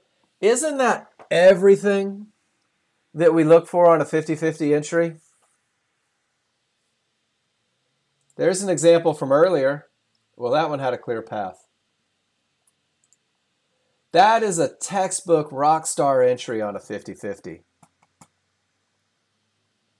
So let's just talk about entries. And Ziba, I love everything about this trade. I don't want you to think that because there's a critique that there's a problem. There's just an opportunity to do it a little better. So let's do this. I think this is kind of a fun exercise too as you grow with the software. Ziba, the correct entry was 95, which means that when everything happened here, we should have had maybe 8 ticks of risk. Does that make sense? Getting it at 03, well, now we have 16 ticks of risk. Does that make sense so far? You've doubled your risk by not trusting the area. And now let's look at this. Your 8 ticks on the first contract, that $80 could have been $160, and that 15 ticks could have been $230. So this could have been, with the right entry, a $390 trade. 8, 15, but it was 230. 230 is still pretty awesome, isn't it? Let's celebrate when it's time to celebrate. But imagine that $160. I'm no good at math. I'm going to get a calculator real quick. Let me hit my little search function here.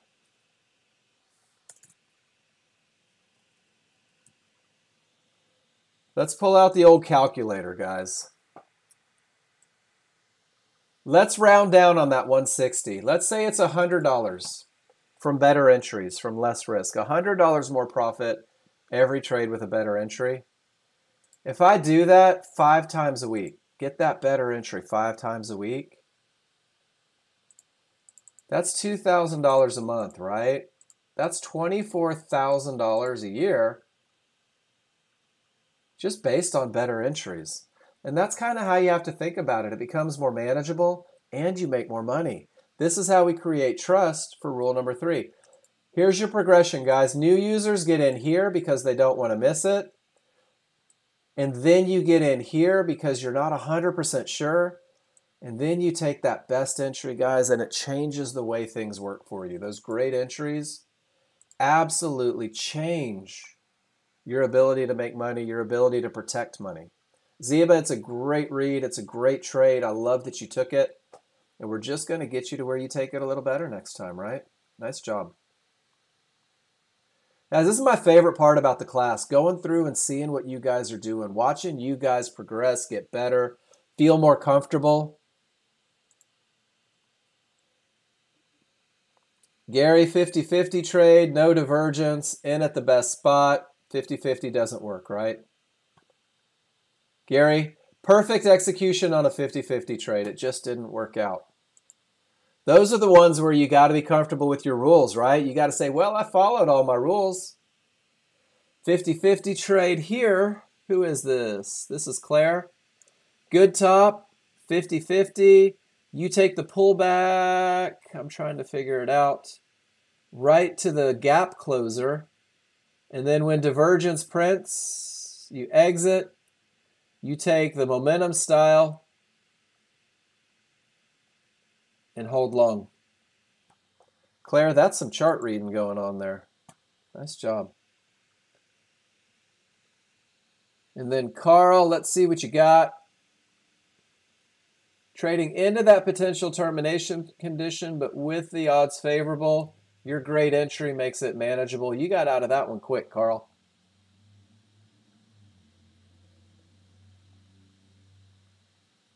All right, Claire, let's see again.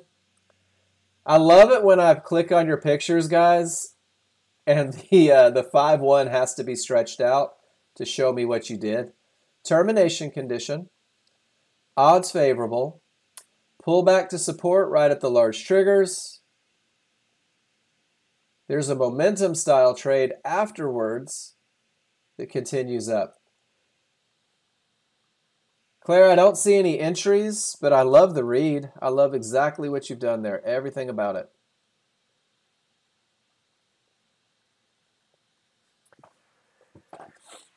And then John put a note in there around 1021 that chart reading is a double-edged sword. Simple makes more money. The more you learn, the more you try to do, which means you have to figure out through trial and error what you're good and bad at, what you tend to try everything you know for a while. You get into a slump versus just a trend trades. Then you have to dial it back. This is my favorite picture. I have to save this. This is my favorite picture ever, guys. That was a great chart read, Claire. In the beginning, this looks like fun, right? This looks like fun. And then you're like, uh-oh, this is hard. I'm going to have to learn it. Who hasn't gone through that? Who got the software and thought, heck yeah, I'm going to be day trading in 3 days? And then they thought to themselves, whoa, I might have to work a little bit. I'm going to have to read those charts like Mark says. I'm probably going to have to participate. And then you're in that floundering stage. Zeba, you remember this one, the first week or two, where you're like, I'm not sure what I'm doing, but I'm having fun doing it. I'm going to keep getting it. And then right here is where people go live too soon. They're like, all right, it's been 3 weeks. I'm going to put my money on there. I sure will. And guys, that's when you realize what you don't know. The first time you make it real is when you realize what you don't know. And that's okay. That's what prop firms are for. That's what Apex is for. That's what Top Trader is for. Practice your plan on their money. And then it comes back here, and guys, this is the I don't know shit stage. Pardon the swearing. The bot can't get me on microphone. This is where most people, this is that crossroads. Because right here, you know that this works, right? And then you abuse the checklist and you start trading everything. And you assume that it must be you. You assume, oh my gosh, I'll never get this. I don't want to do this. I've done it. Guys, I almost shut down and stopped. And it was after that 5,000 that I lost too. And that's when I realized, all right, I'm going to embrace the checklist. I'm still going to make mistakes, but I'm going to embrace the checklist. I'm going to start making sure that it's the best of the best. And guys, this becomes a cha-cha for you dancers out there. This is exactly how this is going to work. Once you commit to simplicity, you're going to do this, and then this, and you're going to do this, and you're going to do this, and you're going to do this, and you're going to do this. And by then, guys, there's nothing stopping you.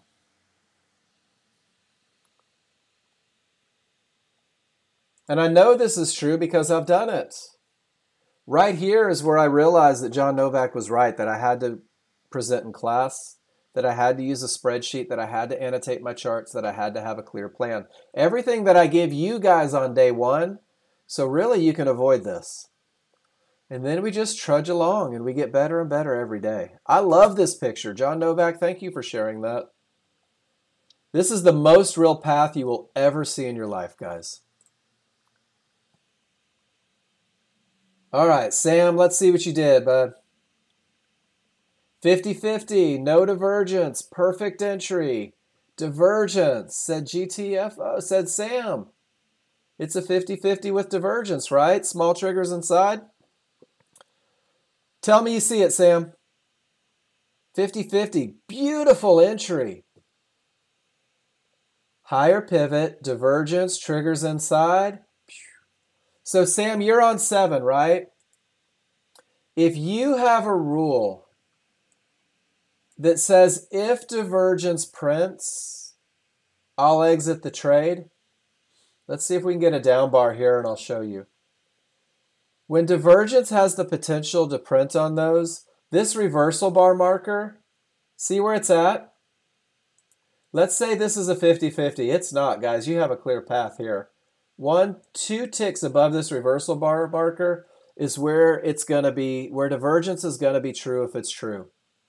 So guys, as you manage these 50-50 trades, you can use that reversal bar marker. Well, this is the point where divergence is true. If divergence printing is a part of what I'm doing, you can identify it. Isn't that awesome? And John's working with a programmer right now to have one for NinjaTrader 8 as well. So Sam, Claire, when you know divergence is a deal breaker, you can identify it with the reversal bar marker, 2 ticks above. That gives you time to react. Today's helpful tip. Absolutely. See the divergence potential, Sam? And guys, we have odds favorable and nothing in the way. So it may not come true. Here's the potential. Reversal bar is 91.25 at 91.75. Boom. Divergence was true. Wouldn't it be great to have had a stop right there instead of all the way up here? What about it, Gary? You have to wait for the signal, right? There's no way to rush or anticipate that. If you try to anticipate market flow signals, you're going to get run over a lot. I've done it. You have to wait for it to print. Now we have three divergences in the same location, guys. It's not necessarily a deal breaker. Small's inside. But can't we say because my small chart is losing momentum so extensively, maybe my large chart might push up and retest a higher area? Does that make sense to everybody? Gary, absolutely not, Sam. Sam, what I'm telling you is that if your rules say that divergence takes me out, yes, Jerry, he is. If my rule says, Sam, that if this divergence prints, I'll exit the trade,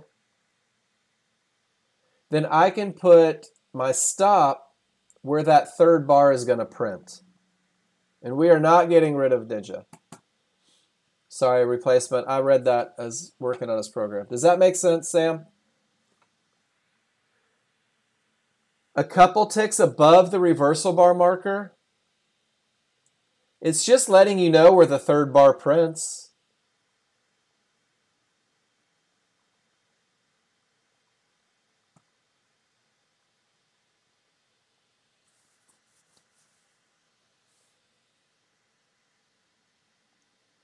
So Sam, I'm not saying exit on a reversal bar. I'm saying if your rules say that if divergence is true,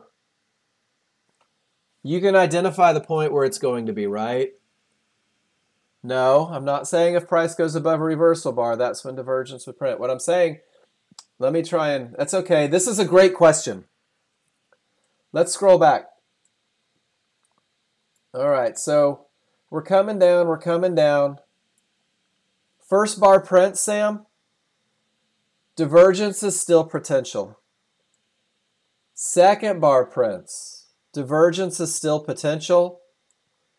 Third bar prints, this is where if divergence is true, it's going to print. Does that make sense? So while we have that potential, what I can do, Sam, and it's hard to do it on a after the fact, 2 ticks above that reversal bar marker is where that third bar is going to print. Is where I'm going to know whether or not divergence is true. I can have a stop in place right at that area rather than trying to process it so fast. Great questions. Practice it. Look at it.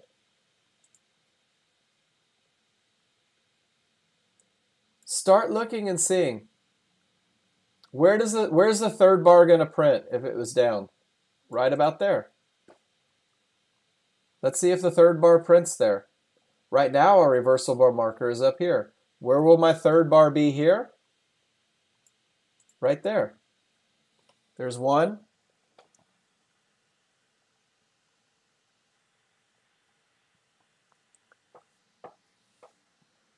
Gary, rules say wait for market flow if whose rules, Gary? Your rules say that? Sam, do you see how it came up to that third bar marker? That's where you'll know if divergence is true or not.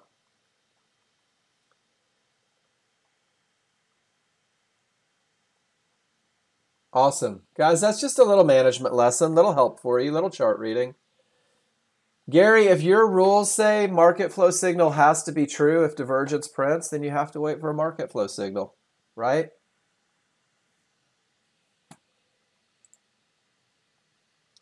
It still has to be your rules, right? It still has to be your rules. Let's see if there's a picture. 50-50 trade, divergence on the low. Gary, you're waiting for the market flow signal. That's it. The entry is after the signal. Does that make sense? There's the picture right from the lesson material. 50-50, divergence prints, There's your market flow signal. See how the entry is after the market flow signal? There's just no way to circumvent it. You know where this bar is going to print based on the bottom of the box, but you don't know if it's going to be a reversal bar or a market flow signal yet. No, I'm showing you right now. I don't think you're wrong. I think that that's one way to use market flow to determine if an area. I don't think I understand your question on using the reversal bar, though. That's not something that you would use the reversal bar for, or whether or not divergence is true. You can have your order. Here we go. I think I've just figured this out. Gary, let's say that I have a long order in right here, and this isn't a rules met. And then divergence prints. Then you can just close that order, right? And wait for that market flow signal. You have enough time, guys. When this reversal bar prints on a 50-50, and we don't really have a 50-50. So right here, let's say, hypothetically, there's a 50-50, right, Gary?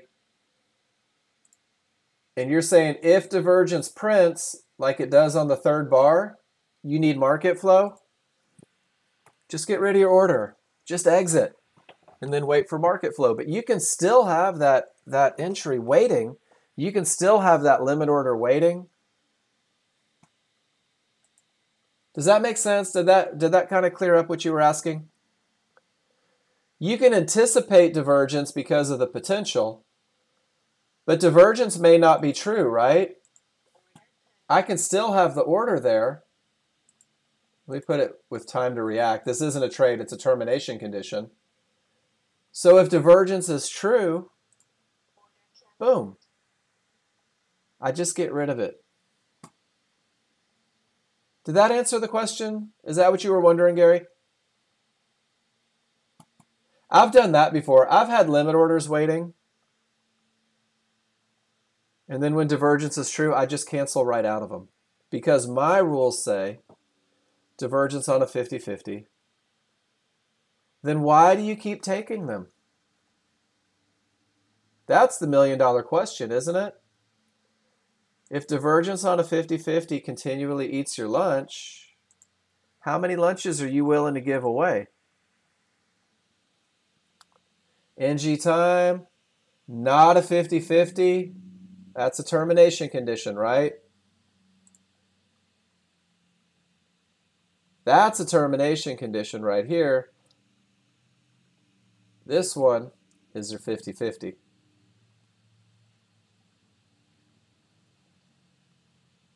Price reaches 1-to-1s. Price reaches a mid-band. Large triggers are a full bar away. That's a textbook termination condition, NG. You didn't even have areas inside of favorable large triggers. You're counting on the gap there. Not a high probability trend trade. That is a chart reading based entry. And it's a nice chart read. With everything saying down, your understanding of the gap theory told you where you should probably be looking for an entry. Nice job. Luciano, we talked about that one. Didn't have odds favorable yet. Claire, let's see what you did. Guys, you're keeping me busy today. What a great Friday. Claire says, when I reach a midband, the gap theory's in place.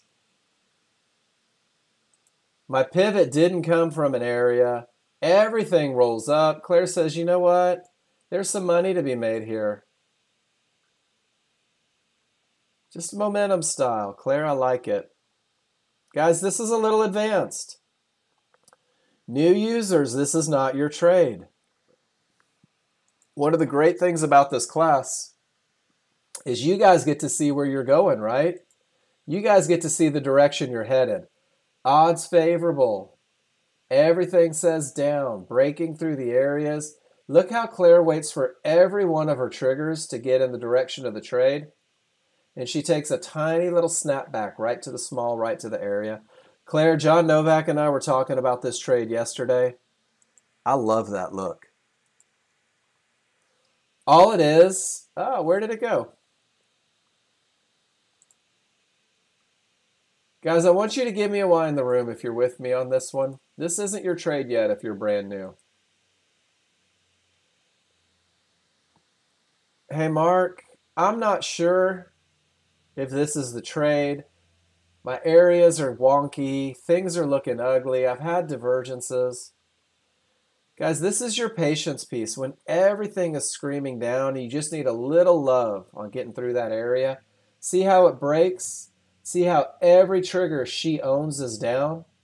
Little stab back to the area that you're hoping to have broken. Oh, Claire, that one makes me giddy. That's such a great read.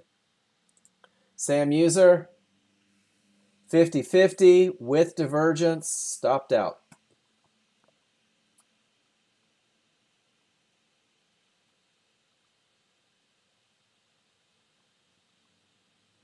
Guys, and once again, I'm going to ask you, if you're brand new, on a 50-50 trade, why give up momentum? If you're brand new, if you want to win more than you lose, you don't have to, right? Sam, it's still a good-looking trade. But now you have, Jerry, take care. You have areas that haven't yet broken, and you're showing a loss of momentum. You're stacking the deck against yourself there. Guys, eventually you're going to get to a point where those become effortless. You'll know which ones to take and which ones not to take. But until you get there, it's okay to wait for the best of the best. John says pre-trade, waiting on the pullback. They didn't want to come back. It was moving down to the mid-band. Never got a fill. Market 1, Novak 0. You guys want to have a little fun at John's expense? And guys, you have to remember that he has 27 years. He knows exactly what he's looking for.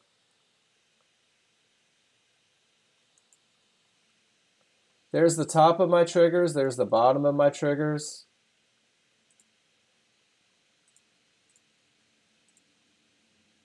There's my lowest point of resistance. There's my highest point of resistance.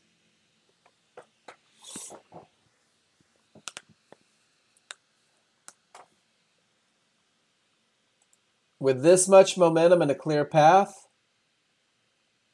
I'm a couple ticks below. It wouldn't have made a difference here.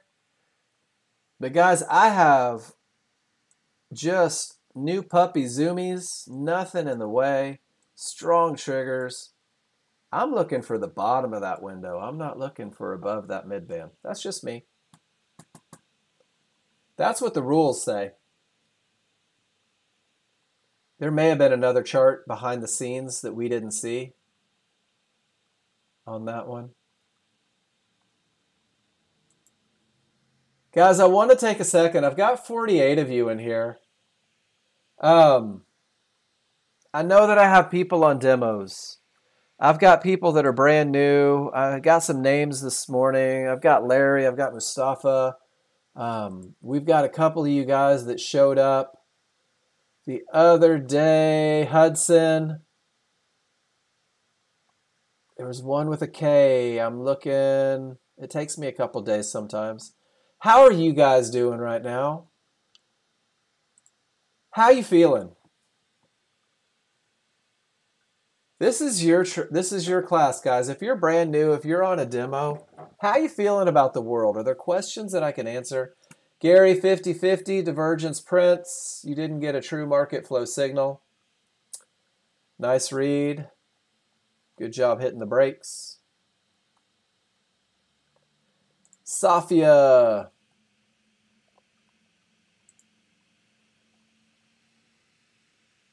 Ooh, it was close, wasn't it? Safia, can I tell you how much I like this trade? It was close to the termination, but it didn't quite make it, right? So you said with this much momentum, didn't quite hit it, I'm willing to risk the one tick. Your beautiful entry lets you get paid at the first problem spot. Absolutely beautiful. And then Safia, where's your trouble spot with no triggers through? All the way down here, right? Yeah, so that's where that reversal bar marker might help. It might have gotten you another 2 or 3 ticks on it. But you know that this area has to break, but nothing says that it's going to yet. Yeah, and it does. It'll slow down with time. This is where, when I get down to that key area and I've already had 3 divergences and none of my trigger lines have broken through, I start tightening up a little bit. It's a beautiful trade and it's awesome execution. And your great entry made it profitable. Your great entry gave it the opportunity to be a great winner. Nicely done, Safia. You are a good student. Earl, taking that momentum. Odds favorable. Nothing in the way. Break an area, take it, make some money. You're still losing today? That's weird. I haven't seen you post a lot of losers, only winners. How does that work, Safia? You're not hiding losers from me, are you? How can I help you if you don't show me? I don't care. Do you want to be better? Beautiful momentum trade, Claire. Odds favorable, clear the path. Little snap back, taking it down. Claire, beautiful. Safia, what you're doing is totally normal, right? That's okay. It's okay, isn't it? You've been with me for a month and a half, Safia. What kind of horrible person would I be to expect you to do everything perfectly right off? If you did, what would I do? I'd be living under a bridge. I'd be in a van down by the river.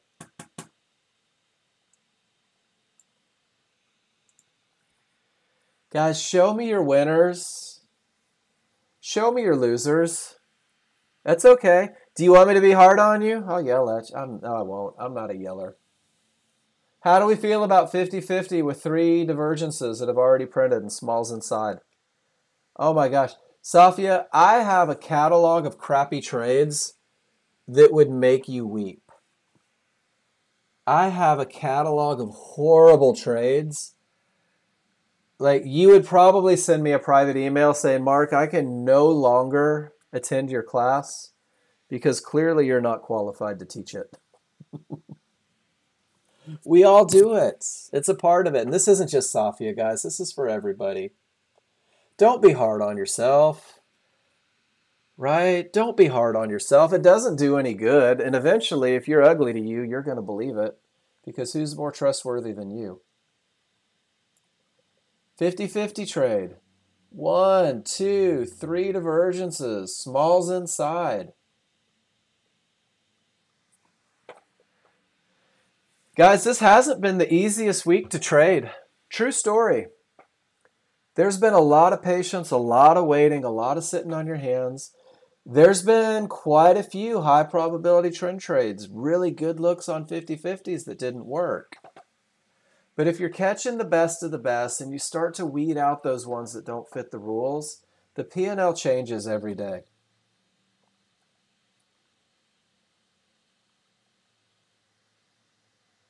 Your management's not good today. Annotating helps clear it up. Telling you guys. Took a momentum. 50-50. Got stopped out, right? And then you get in on the second chance and you make money. Guys, isn't this great? You take the trade. Claire, this is beautiful. You take the trade and it doesn't work. It happens, doesn't it? And it doesn't mean that Claire did anything wrong. It just didn't work. So rather than going short again, going short again, going short again, going short again, Claire says, you know what? I'm going to wait till every trigger is saying the same thing, and I'll take an opportunity. Guys, if you never show me a loss, I can't help you.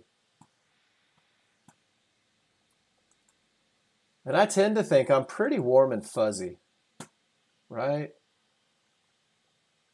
I'm pretty warm and fuzzy when it comes to it. Guys, loss of momentum, 3 divergences in the same location, price reaches support, 1 tick off, large triggers don't follow.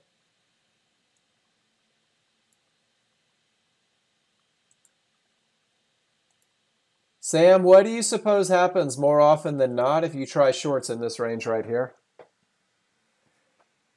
Sam has been my prize pupil on the gap theory this week.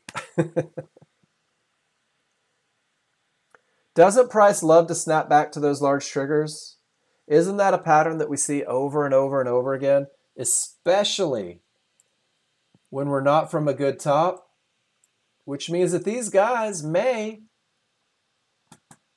want to go to 39.1797. We'll see. They may not, but can we agree this has been a pretty good uptrend? We'll see what happens, guys. Everything is patterns. Everything is repetition. Everything is having the courage to show me what you do wrong as much as you show me what you do well. Win, lose, or draw, guys. I don't judge anybody based on your ability to trade. Trading's not easy, but it can be. But it doesn't start off that way. Guys, I will be back in just a few minutes. I'm going to go get a big drink of water. And then we're going to go into the last hour. We're going to talk about your charts. I'm actually caught up. We're going to watch the live market, see if patterns continue to repeat themselves. Ah, there it goes again. I am so glad I didn't get short at that pink midband. Thank you, Gap Theory. Back in a minute, guys.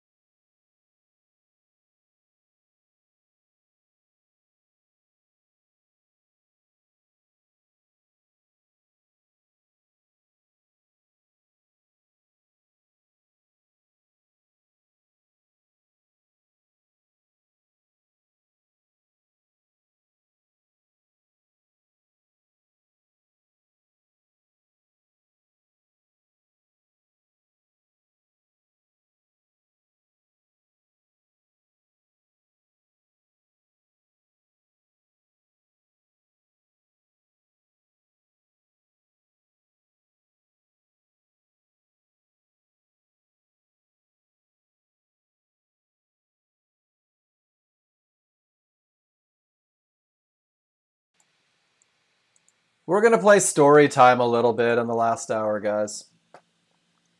There was a point when I would attend John Novak's class, and this would happen right here. And because I was brand new, I was short somewhere right here, and I assumed that the market hated me. I was like, oh, I took the short, I had odds favorable, everything set down. And typically about 2 seconds after I place my short order, John Novak says something witty like, yeah, with this look right here and the gap theory having reached support in this uptrend, we're probably going to see 39.1797. Very much like I just said. And I swear to goodness, guys, I thought he could read minds. And what I realized, you ready? We're going to go to the instructions real quick. How do I get the bar on the right to enter trades? On NinjaTrader 8, Bobby? Give me just 1 second. We'll go to it. Man, I just lost my train of thought. I apologize. I don't even know what I was talking about. Oh, I remember. No, you're good. What I realized, guys, look at this picture from the manual from 2021. Look at the picture of what just happened in the market. Isn't that eerily similar? What I realized is that John Novak has spent so much time taking pictures and recognizing patterns that he could create expectations based on those patterns, right? Expectations of where the market is likely to go, chart reading. Expectations of where the market is likely to stop, chart reading. Expectations of where the market is likely to continue to get it to where it's likely to go. So for me, guys, it's pretty amazing that what you don't see today, you're going to recognize tomorrow. Because, guys, I was in this short trade every time, until eventually I had the repetitions to recognize the patterns, right? And then when it started going back up, I thought, well, shoot, I better go long. And I ignored the termination conditions because I felt like I had an unjust loser here. So now I'm back-to-back losers trading into termination conditions twice. Does that make sense? Guys, this was my weak point, and I don't care who knows it. This was my biggest challenge, was trading into areas likely to stop the market. And it took a lot of repetition and a lot of questions to get me better. Bobby, you were curious about how to get Chart Trader up on 8.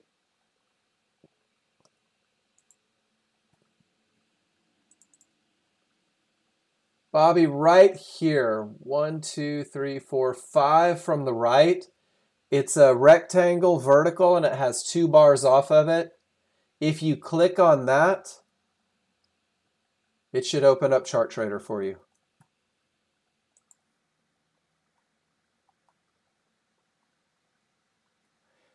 Is anyone else starting to have that aha moment that, oh my gosh, I'm starting to recognize patterns that I didn't know were there?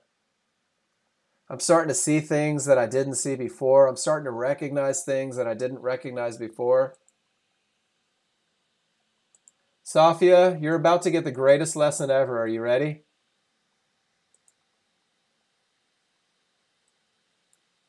You thought it was odds favorable momentum, didn't you, Safia? But because it lost, there's no way it could have been. Sound familiar? I thought it was odds favorable momentum, but this one lost, so there's no way that I followed that rule. Safia, the small triggers are above the large triggers. The large triggers are wide. They're angled in the direction of the trend. Is that odds favorable momentum? That's textbook, isn't it? It's beautiful. Safia, what kind of trade is this? Is this a high probability trade or a medium probability trade? It's a 50-50. So on a 50-50, Safia, No divergence, strong triggers, tiny window of opportunity, right? What's the only thing? You had divergence on the entry, didn't you?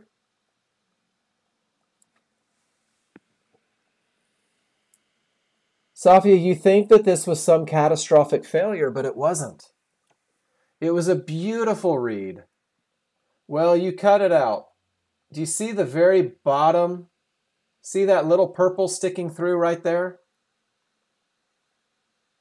You had divergence on a 50-50. You had an area with the potential to break but hadn't broken.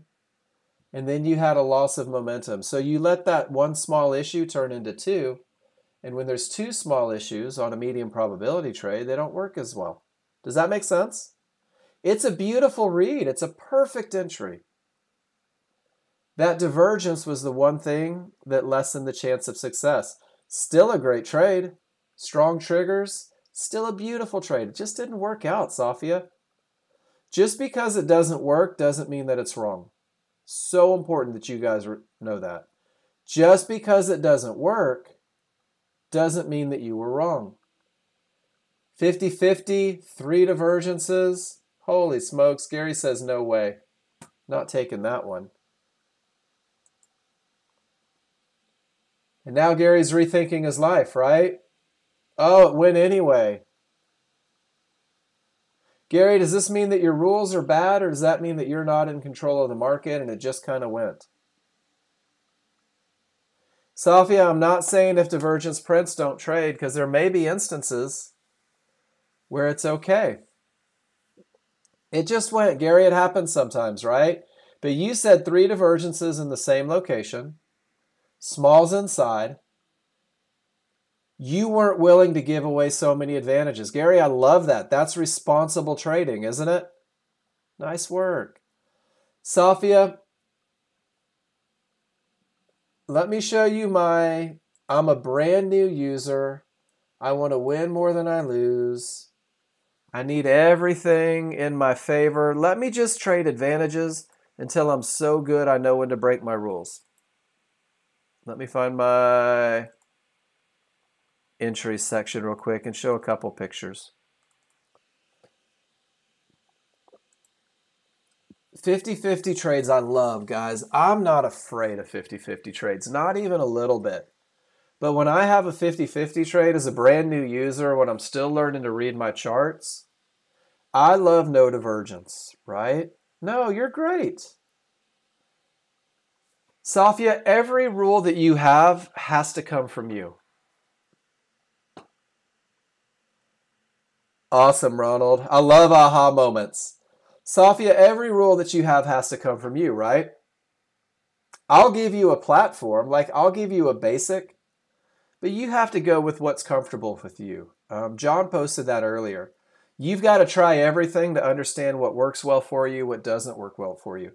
So as the guy teaching, what I've found is that as you go through that process, what you're going to find is no divergence creates more winners than divergence. That's it. That's all it is. Giving you a statistical advantage so that you don't have to go through that emotional roller coaster of saying, I did this wrong, I did this wrong, I did this wrong. It gives you something very solid to focus on. This one's going to lose too, just so you know. And you know what, Safia? Your high probability trend trade is going to lose every now and then too. But this says when I have that 50-50, this is my best advantage. Tiny window, no divergence, strong triggers. We see it going the other way. Doesn't this look almost exactly like the trade you just took? Has the potential to break, but it hasn't broken. Almost exactly, except for one thing, right? No divergence.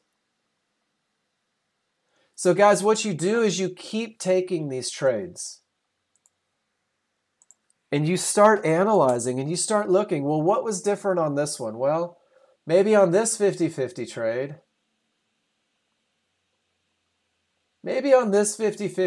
I didn't have the best trigger look. Maybe on this 50-50 trade, I had a couple divergences. And Safia, that's when you start kind of pulling it all together, understanding when you have advantages and when that advantage goes away. And then you take your trades based on the rules that you create that revolve around those advantages. You say, here's another loser. Let's look at it. Someone told me yesterday too, Safia, they're like, oh, it was a bloodbath. It was a bloodbath. It wasn't. It was just a couple tweaks. So you keep saying thought it was odds favorable momentum, right? I wasn't going to call you out, Sam. So Safia, this is twice. 2 charts where you say you thought it was odds favorable momentum. And it was. All right, you ready for your first victory on these charts? You can recognize odds favorable momentum. You're good at it. Small's above the large. Larger widening angled in the direction of the trend. Are you ready to hear what your pattern is, Safia? There is a gap. It's not quite a full bar, and we are coming from a good bottom, Ziba.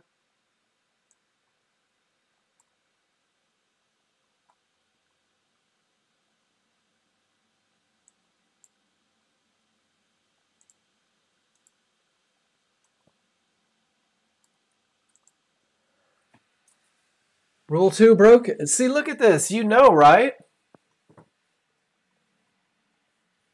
It just takes a second.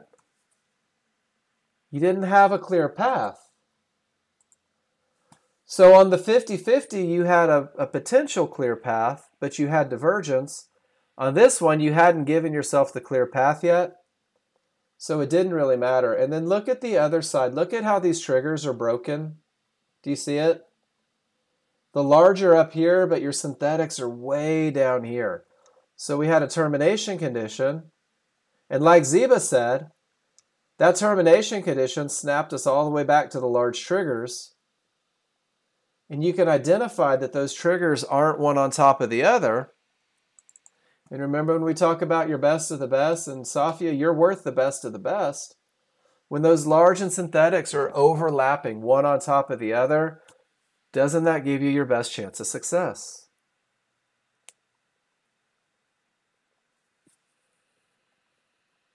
Are you starting to recognize how important it is to post your losers in class, Safia? You thought it was the end of the world, but really it's just a couple little tweaks, right? A couple little things to think about. And you're going to make these mistakes again, but if we talk about them every time, you're okay. No worries.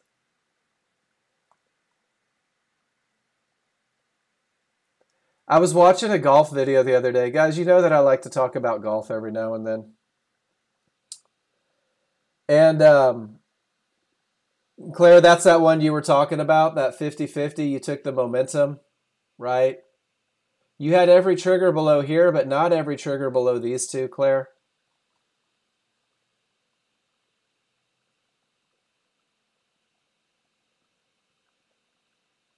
I like that entry better on the 50-50. And then that divergence gets you out. Yes, it is, Eva. That's very normal. Because not everybody's trading your plan, right? Not everybody's trading a high probability trend trade, Ziba. What you're seeing are people that have learned to read their indicators and recognize advantages and then taking trades based on those. And George is absolutely right. Thank you, George. Recognizing strong triggers is 70 to 80% of reading the charts. Guys, 70 to 80% of the most important thing is the easiest thing to recognize. And then you just wait for those clear, for the clear path. And because this one wasn't clear yet, Claire, it's hard to say. I don't think the momentum was the best bet there. But I love the 50-50. And then when this divergence prints on the 50-50, there's that management opportunity again for you. It changes the direction a little bit, and then it gives you the opportunity to wait for that great entry you had earlier. If everything's going to go, things are going to roll, right?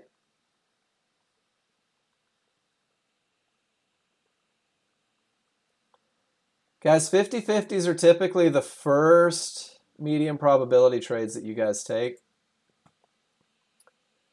Gary, 50-50 once again, right? Divergence printed here at 11:12. You get a market flow signal. There's your market flow signal on the 50-50. Another 50-50 comes up, another market flow signal. It would require 8 ticks, no trade, you said. That's okay. That's totally up to you, right?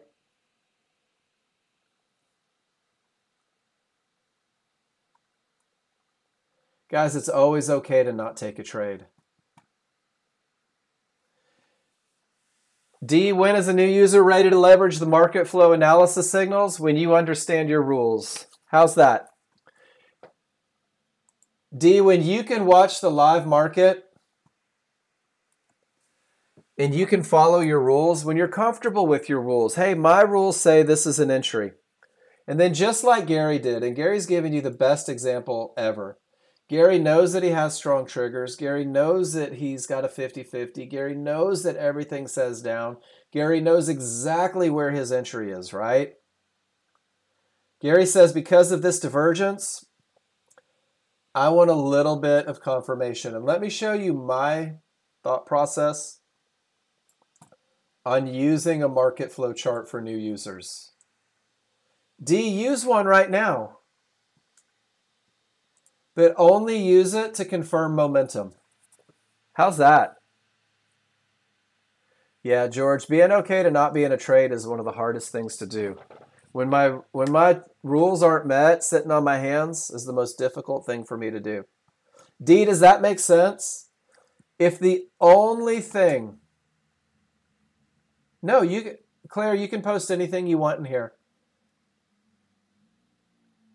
Especially in the last hour. This is all you.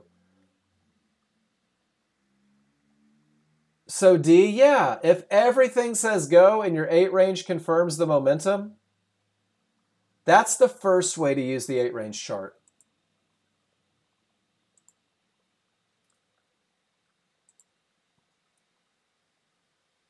Anything can happen. Divergence prints, split triggers, pushes lower. Isn't that amazing?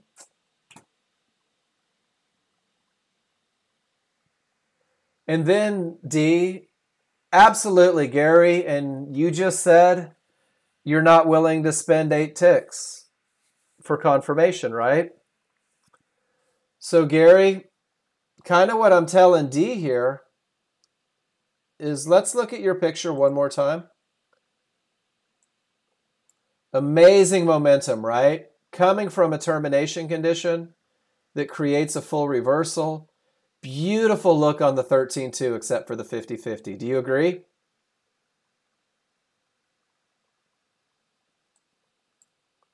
All right.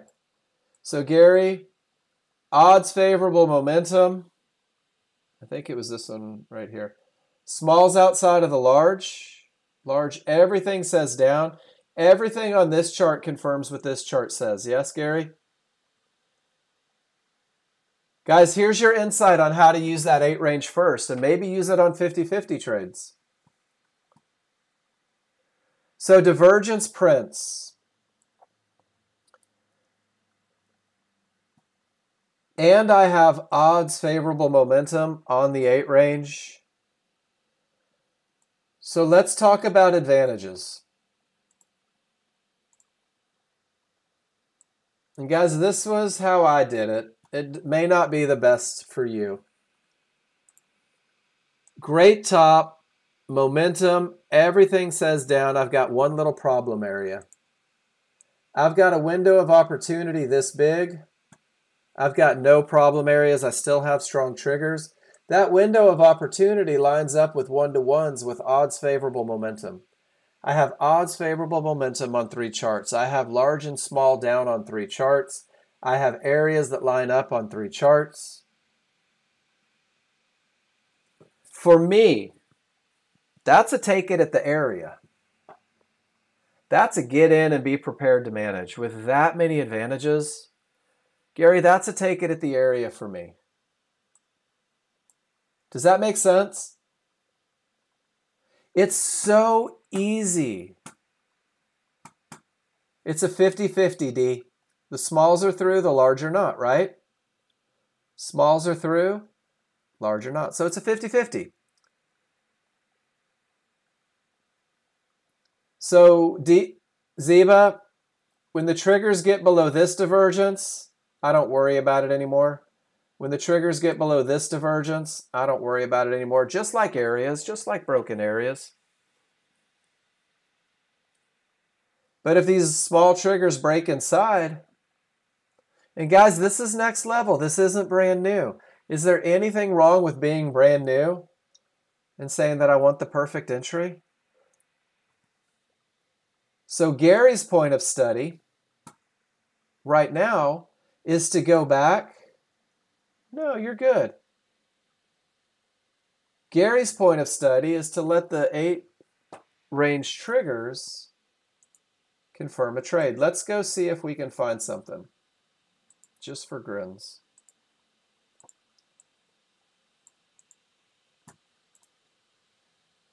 And I hear all my termination condition people going, but Mark, it's a termination condition. So let's just do this. Everything says up. Everything says up. I think I have an 8 range chart built. Here we go. So D, at the time of the pullback,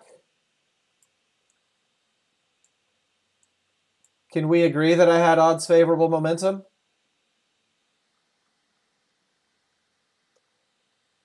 So, Miel, we're kind of going through this in an order of operations. Initially, because I'm focusing on my rules being met, I'm looking at trigger lines, right? Look at how easily the trigger lines confirm.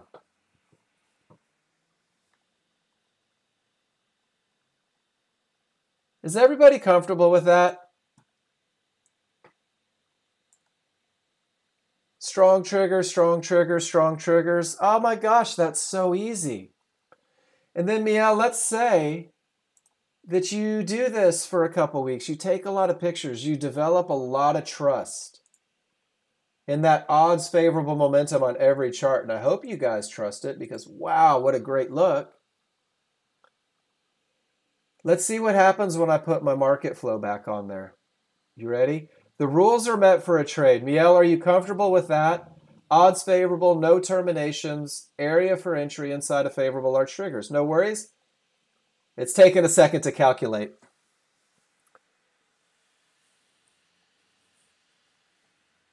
Gary put the stop where the market shouldn't go, right? Isn't it clear on your 5-1? Outside of the large triggers, below the window of opportunity. So Miel, here's your next level.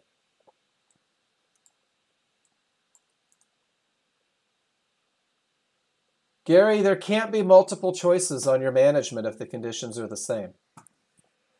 You have to be absolute in what you're doing or you're going to mind jack yourself every time, right?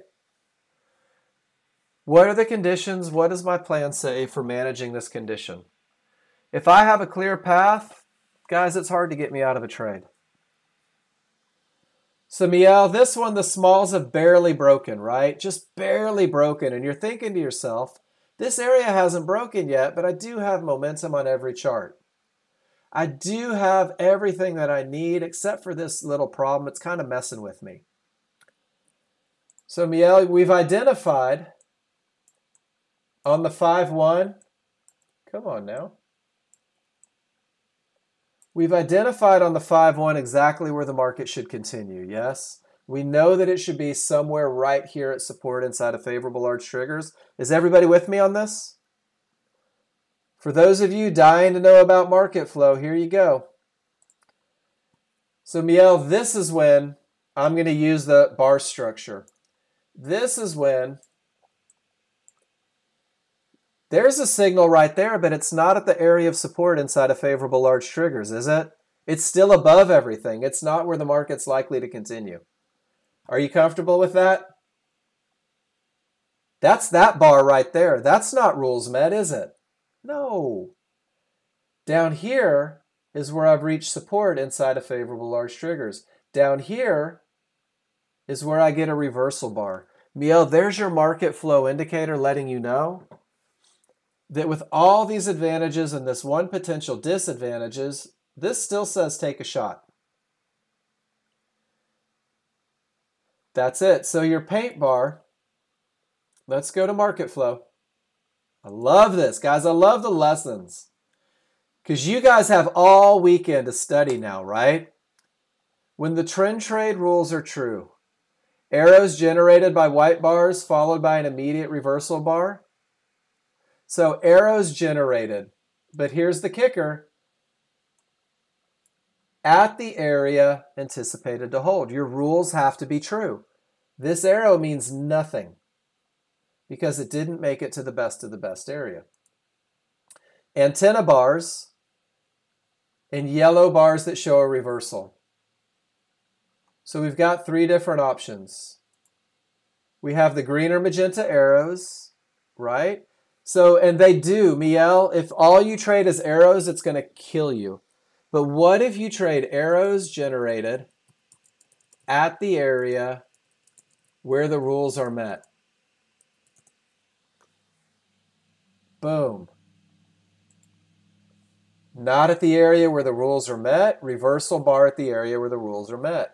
Not a signal to get into a trade. This is the one to get into the trade. And here's the cool part, is if you're using market flow, Gary, this is for you especially.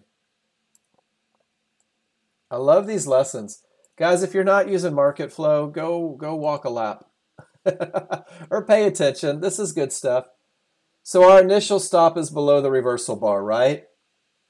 You've already got your risk established if you wait for the signal. So you're not even way down here. You've already got your risk established if you wait for the signal. Let me take a picture. I'm going to show you a way, and guys, you're going to miss some of these. Gary, you said that was too much risk, right? Remember, you're taking these trades when the conditions are the best. If you're waiting for confirmation, guys, this black line's right here. This is your high volume area. This is where the most was happening on that up bar. You get confirmation. There are some traders that will right click and put a limit order to buy right there at that high volume area and then take their hands off. You get confirmation, your risk is established, but you're not willing to risk that much. Put your buy order right there at the high volume area. You can take some of those ticks back. And guys, Corona put it on the back burner for a minute. But John Novak is going to, no, we haven't discussed that yet. John Novak's going to do a full class on market flow for you guys. So initially, guys, when I'm talking market flow, I want you to use it in its most simple form. I want you to confirm the momentum for your trade. Pretty easy, right? Odds favorable, odds favorable. Look how often the market continues. And then the second part of it is you can use that bar structure to help you understand when an area has a better chance of holding. Guys, if you absolutely butcher your rules, same thing, Miel. So the high volume area that prints on a market flow chart, that magenta or that green line. So what creates that is you'll get a reversal bar and then you'll get a breakout bar. And that green or magenta line represents that high volume area from the breakout bar. But the black lines, it's just the highest concentration inside each bar. So every bar has a high volume area. What's the difference between both black lines? Most contracts traded on average at that area. Thank you, John.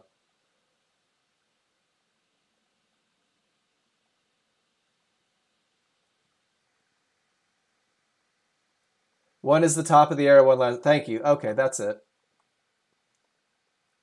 Sometimes I need John to come in and help me out a little bit. And then Claire, have we looked at this one yet? Miel, does that help a little bit? Gary, maybe that helps you a little as well. Yep, we did see that one. And Gary posted. Anything can happen. Gary, are the rules met? So here's the biggest question. Guys, I have small triggers down. I have large triggers down. I have no areas inside of favorable large triggers. Guys, that market flow signal means absolutely nothing to me because my rules aren't met. Does that make sense? Gary, I love this picture. This is perfect timing. And then John's giving you the link to the Discord channel. This doesn't mean a darn thing. The rules aren't met. Guys, I don't have odds favorable momentum. I've got multiple divergences. That's not a market flow signal. That's just a reversal bar. Pretty good stuff. Claire, did you have pictures that you wanted to post in here? We certainly can.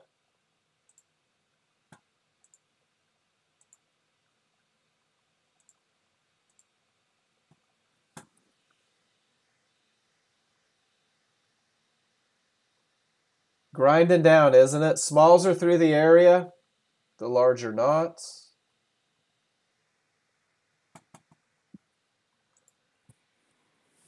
Looks like it's trying, doesn't it? Whoops, I'm way off in the distance. Don't have the advantage of momentum. I do have the advantage of a clear path.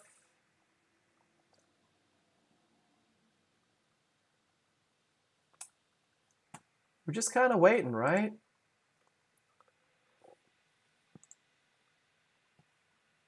Oh, John, don't tell this class that.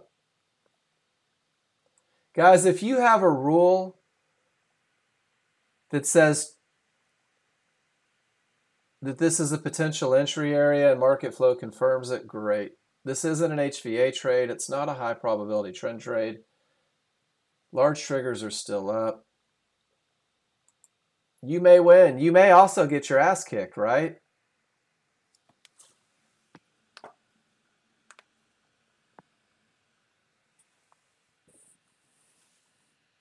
Market flow. Market flow is just the information that you're getting over here. Ziba, you don't need it. Guys, keep it simple. Do you see how easy it is to get lost in this crap instantly? How many of you are going, oh my gosh, I have absolutely no idea what's going on? When market flows agree with dynamic Renko charts, you may win. You may. But you have to study this look over and over, right? Guys, that's a termination condition textbook, isn't it? Price reaches support and absolutely no trigger lines break through.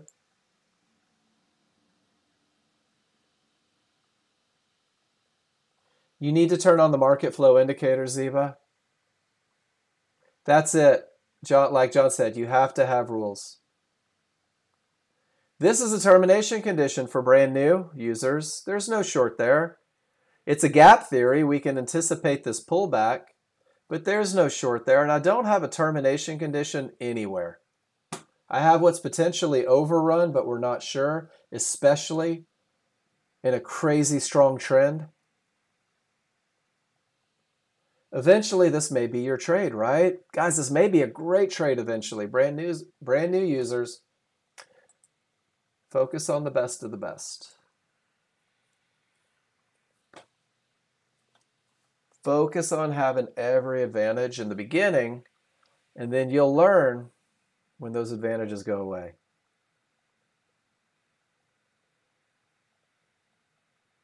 It doesn't have the holes in the antenna. Oh, so Ziba, click on one of your bars and hold down your shift button and roll your mouse. And what that'll do is change the levels. Click on a bar and hold your mouse. There you go. And John just gave the video for it. Guys, I'll talk about market flow. But remember that this class is designed to be a foundational class. This class is designed to give you guys the biggest set of advantages in the beginning so that you can learn to read your indicators. Cool. And then when you learn to read your indicators, well, then you start breaking outside of that simple plan, right? They are killing it to the downside.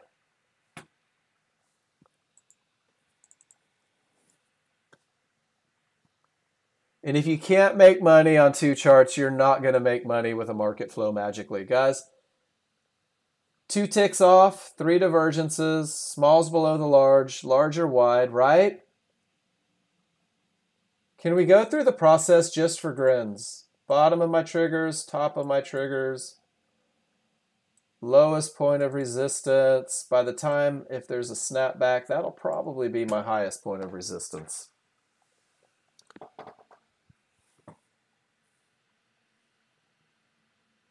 Yeah, John made that happen for you. Do you see how that works, guys? Not odds favorable, loss of momentum. No reason to hope that a blue line holds. You had all the information you needed. Now you have the information you need to recognize odds favorable momentum. Now you have the information you need to recognize no termination conditions. And now you have the information you need to recognize a window of opportunity with odds favorable momentum. And if we don't get to those one-to-ones, that looks like a pretty darn good spot for a high probability trend trade short. Per the rules. Does that make sense, everybody? What's your homework this weekend, guys? I want you to go back and I want you to circle tails when you have odds favorable momentum. Every time you have a tail with odds favorable momentum, I want you to circle it. And when you circle that tail with odds favorable momentum, guys, I want you to see if it lines up on your 5-1 chart as a rules-based entry. We're going to 10:04 right now.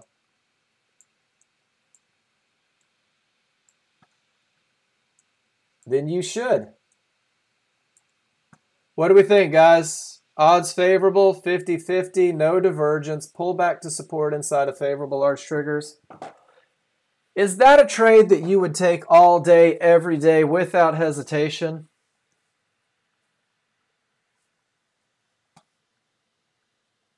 I hope so. After this class today, I hope you guys would take it. It's Friday. I've lost you guys, huh? If you go back and study it, take the picture. If it fits the rules, guys, if it fits the rules that you have on your checklist,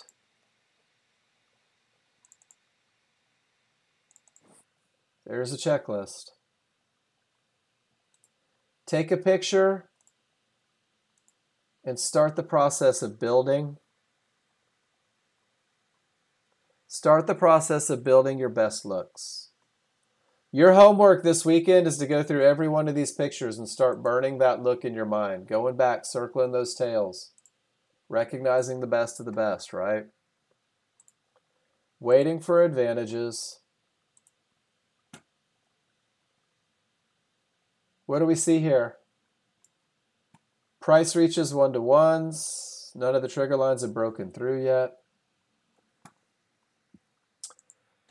Live and real right in front of you. Guys, are there any other questions? What else can we do for you today? Absolutely, Sam. It has the potential to stop the market, right? Did we learn anything this week, guys? What did we learn this week? We learned that rules are important. We learned that it's going to take a little time for you to study them. We learned that you get the best feedback when you post everything, especially the losers. Spreadsheet's your friend, embrace the process. And that John Novak is feeling better, and I'm thankful for that. because he is wound up and bouncing around this class and helping you guys. How fortunate are we to have the CEO of the company, the developer of the software? And he's going to keep talking. So I'm going to shut down, guys. Have an amazing weekend, right? Guys, there's so much information from this guy. No worries, Claire. I'll look forward to him on Monday.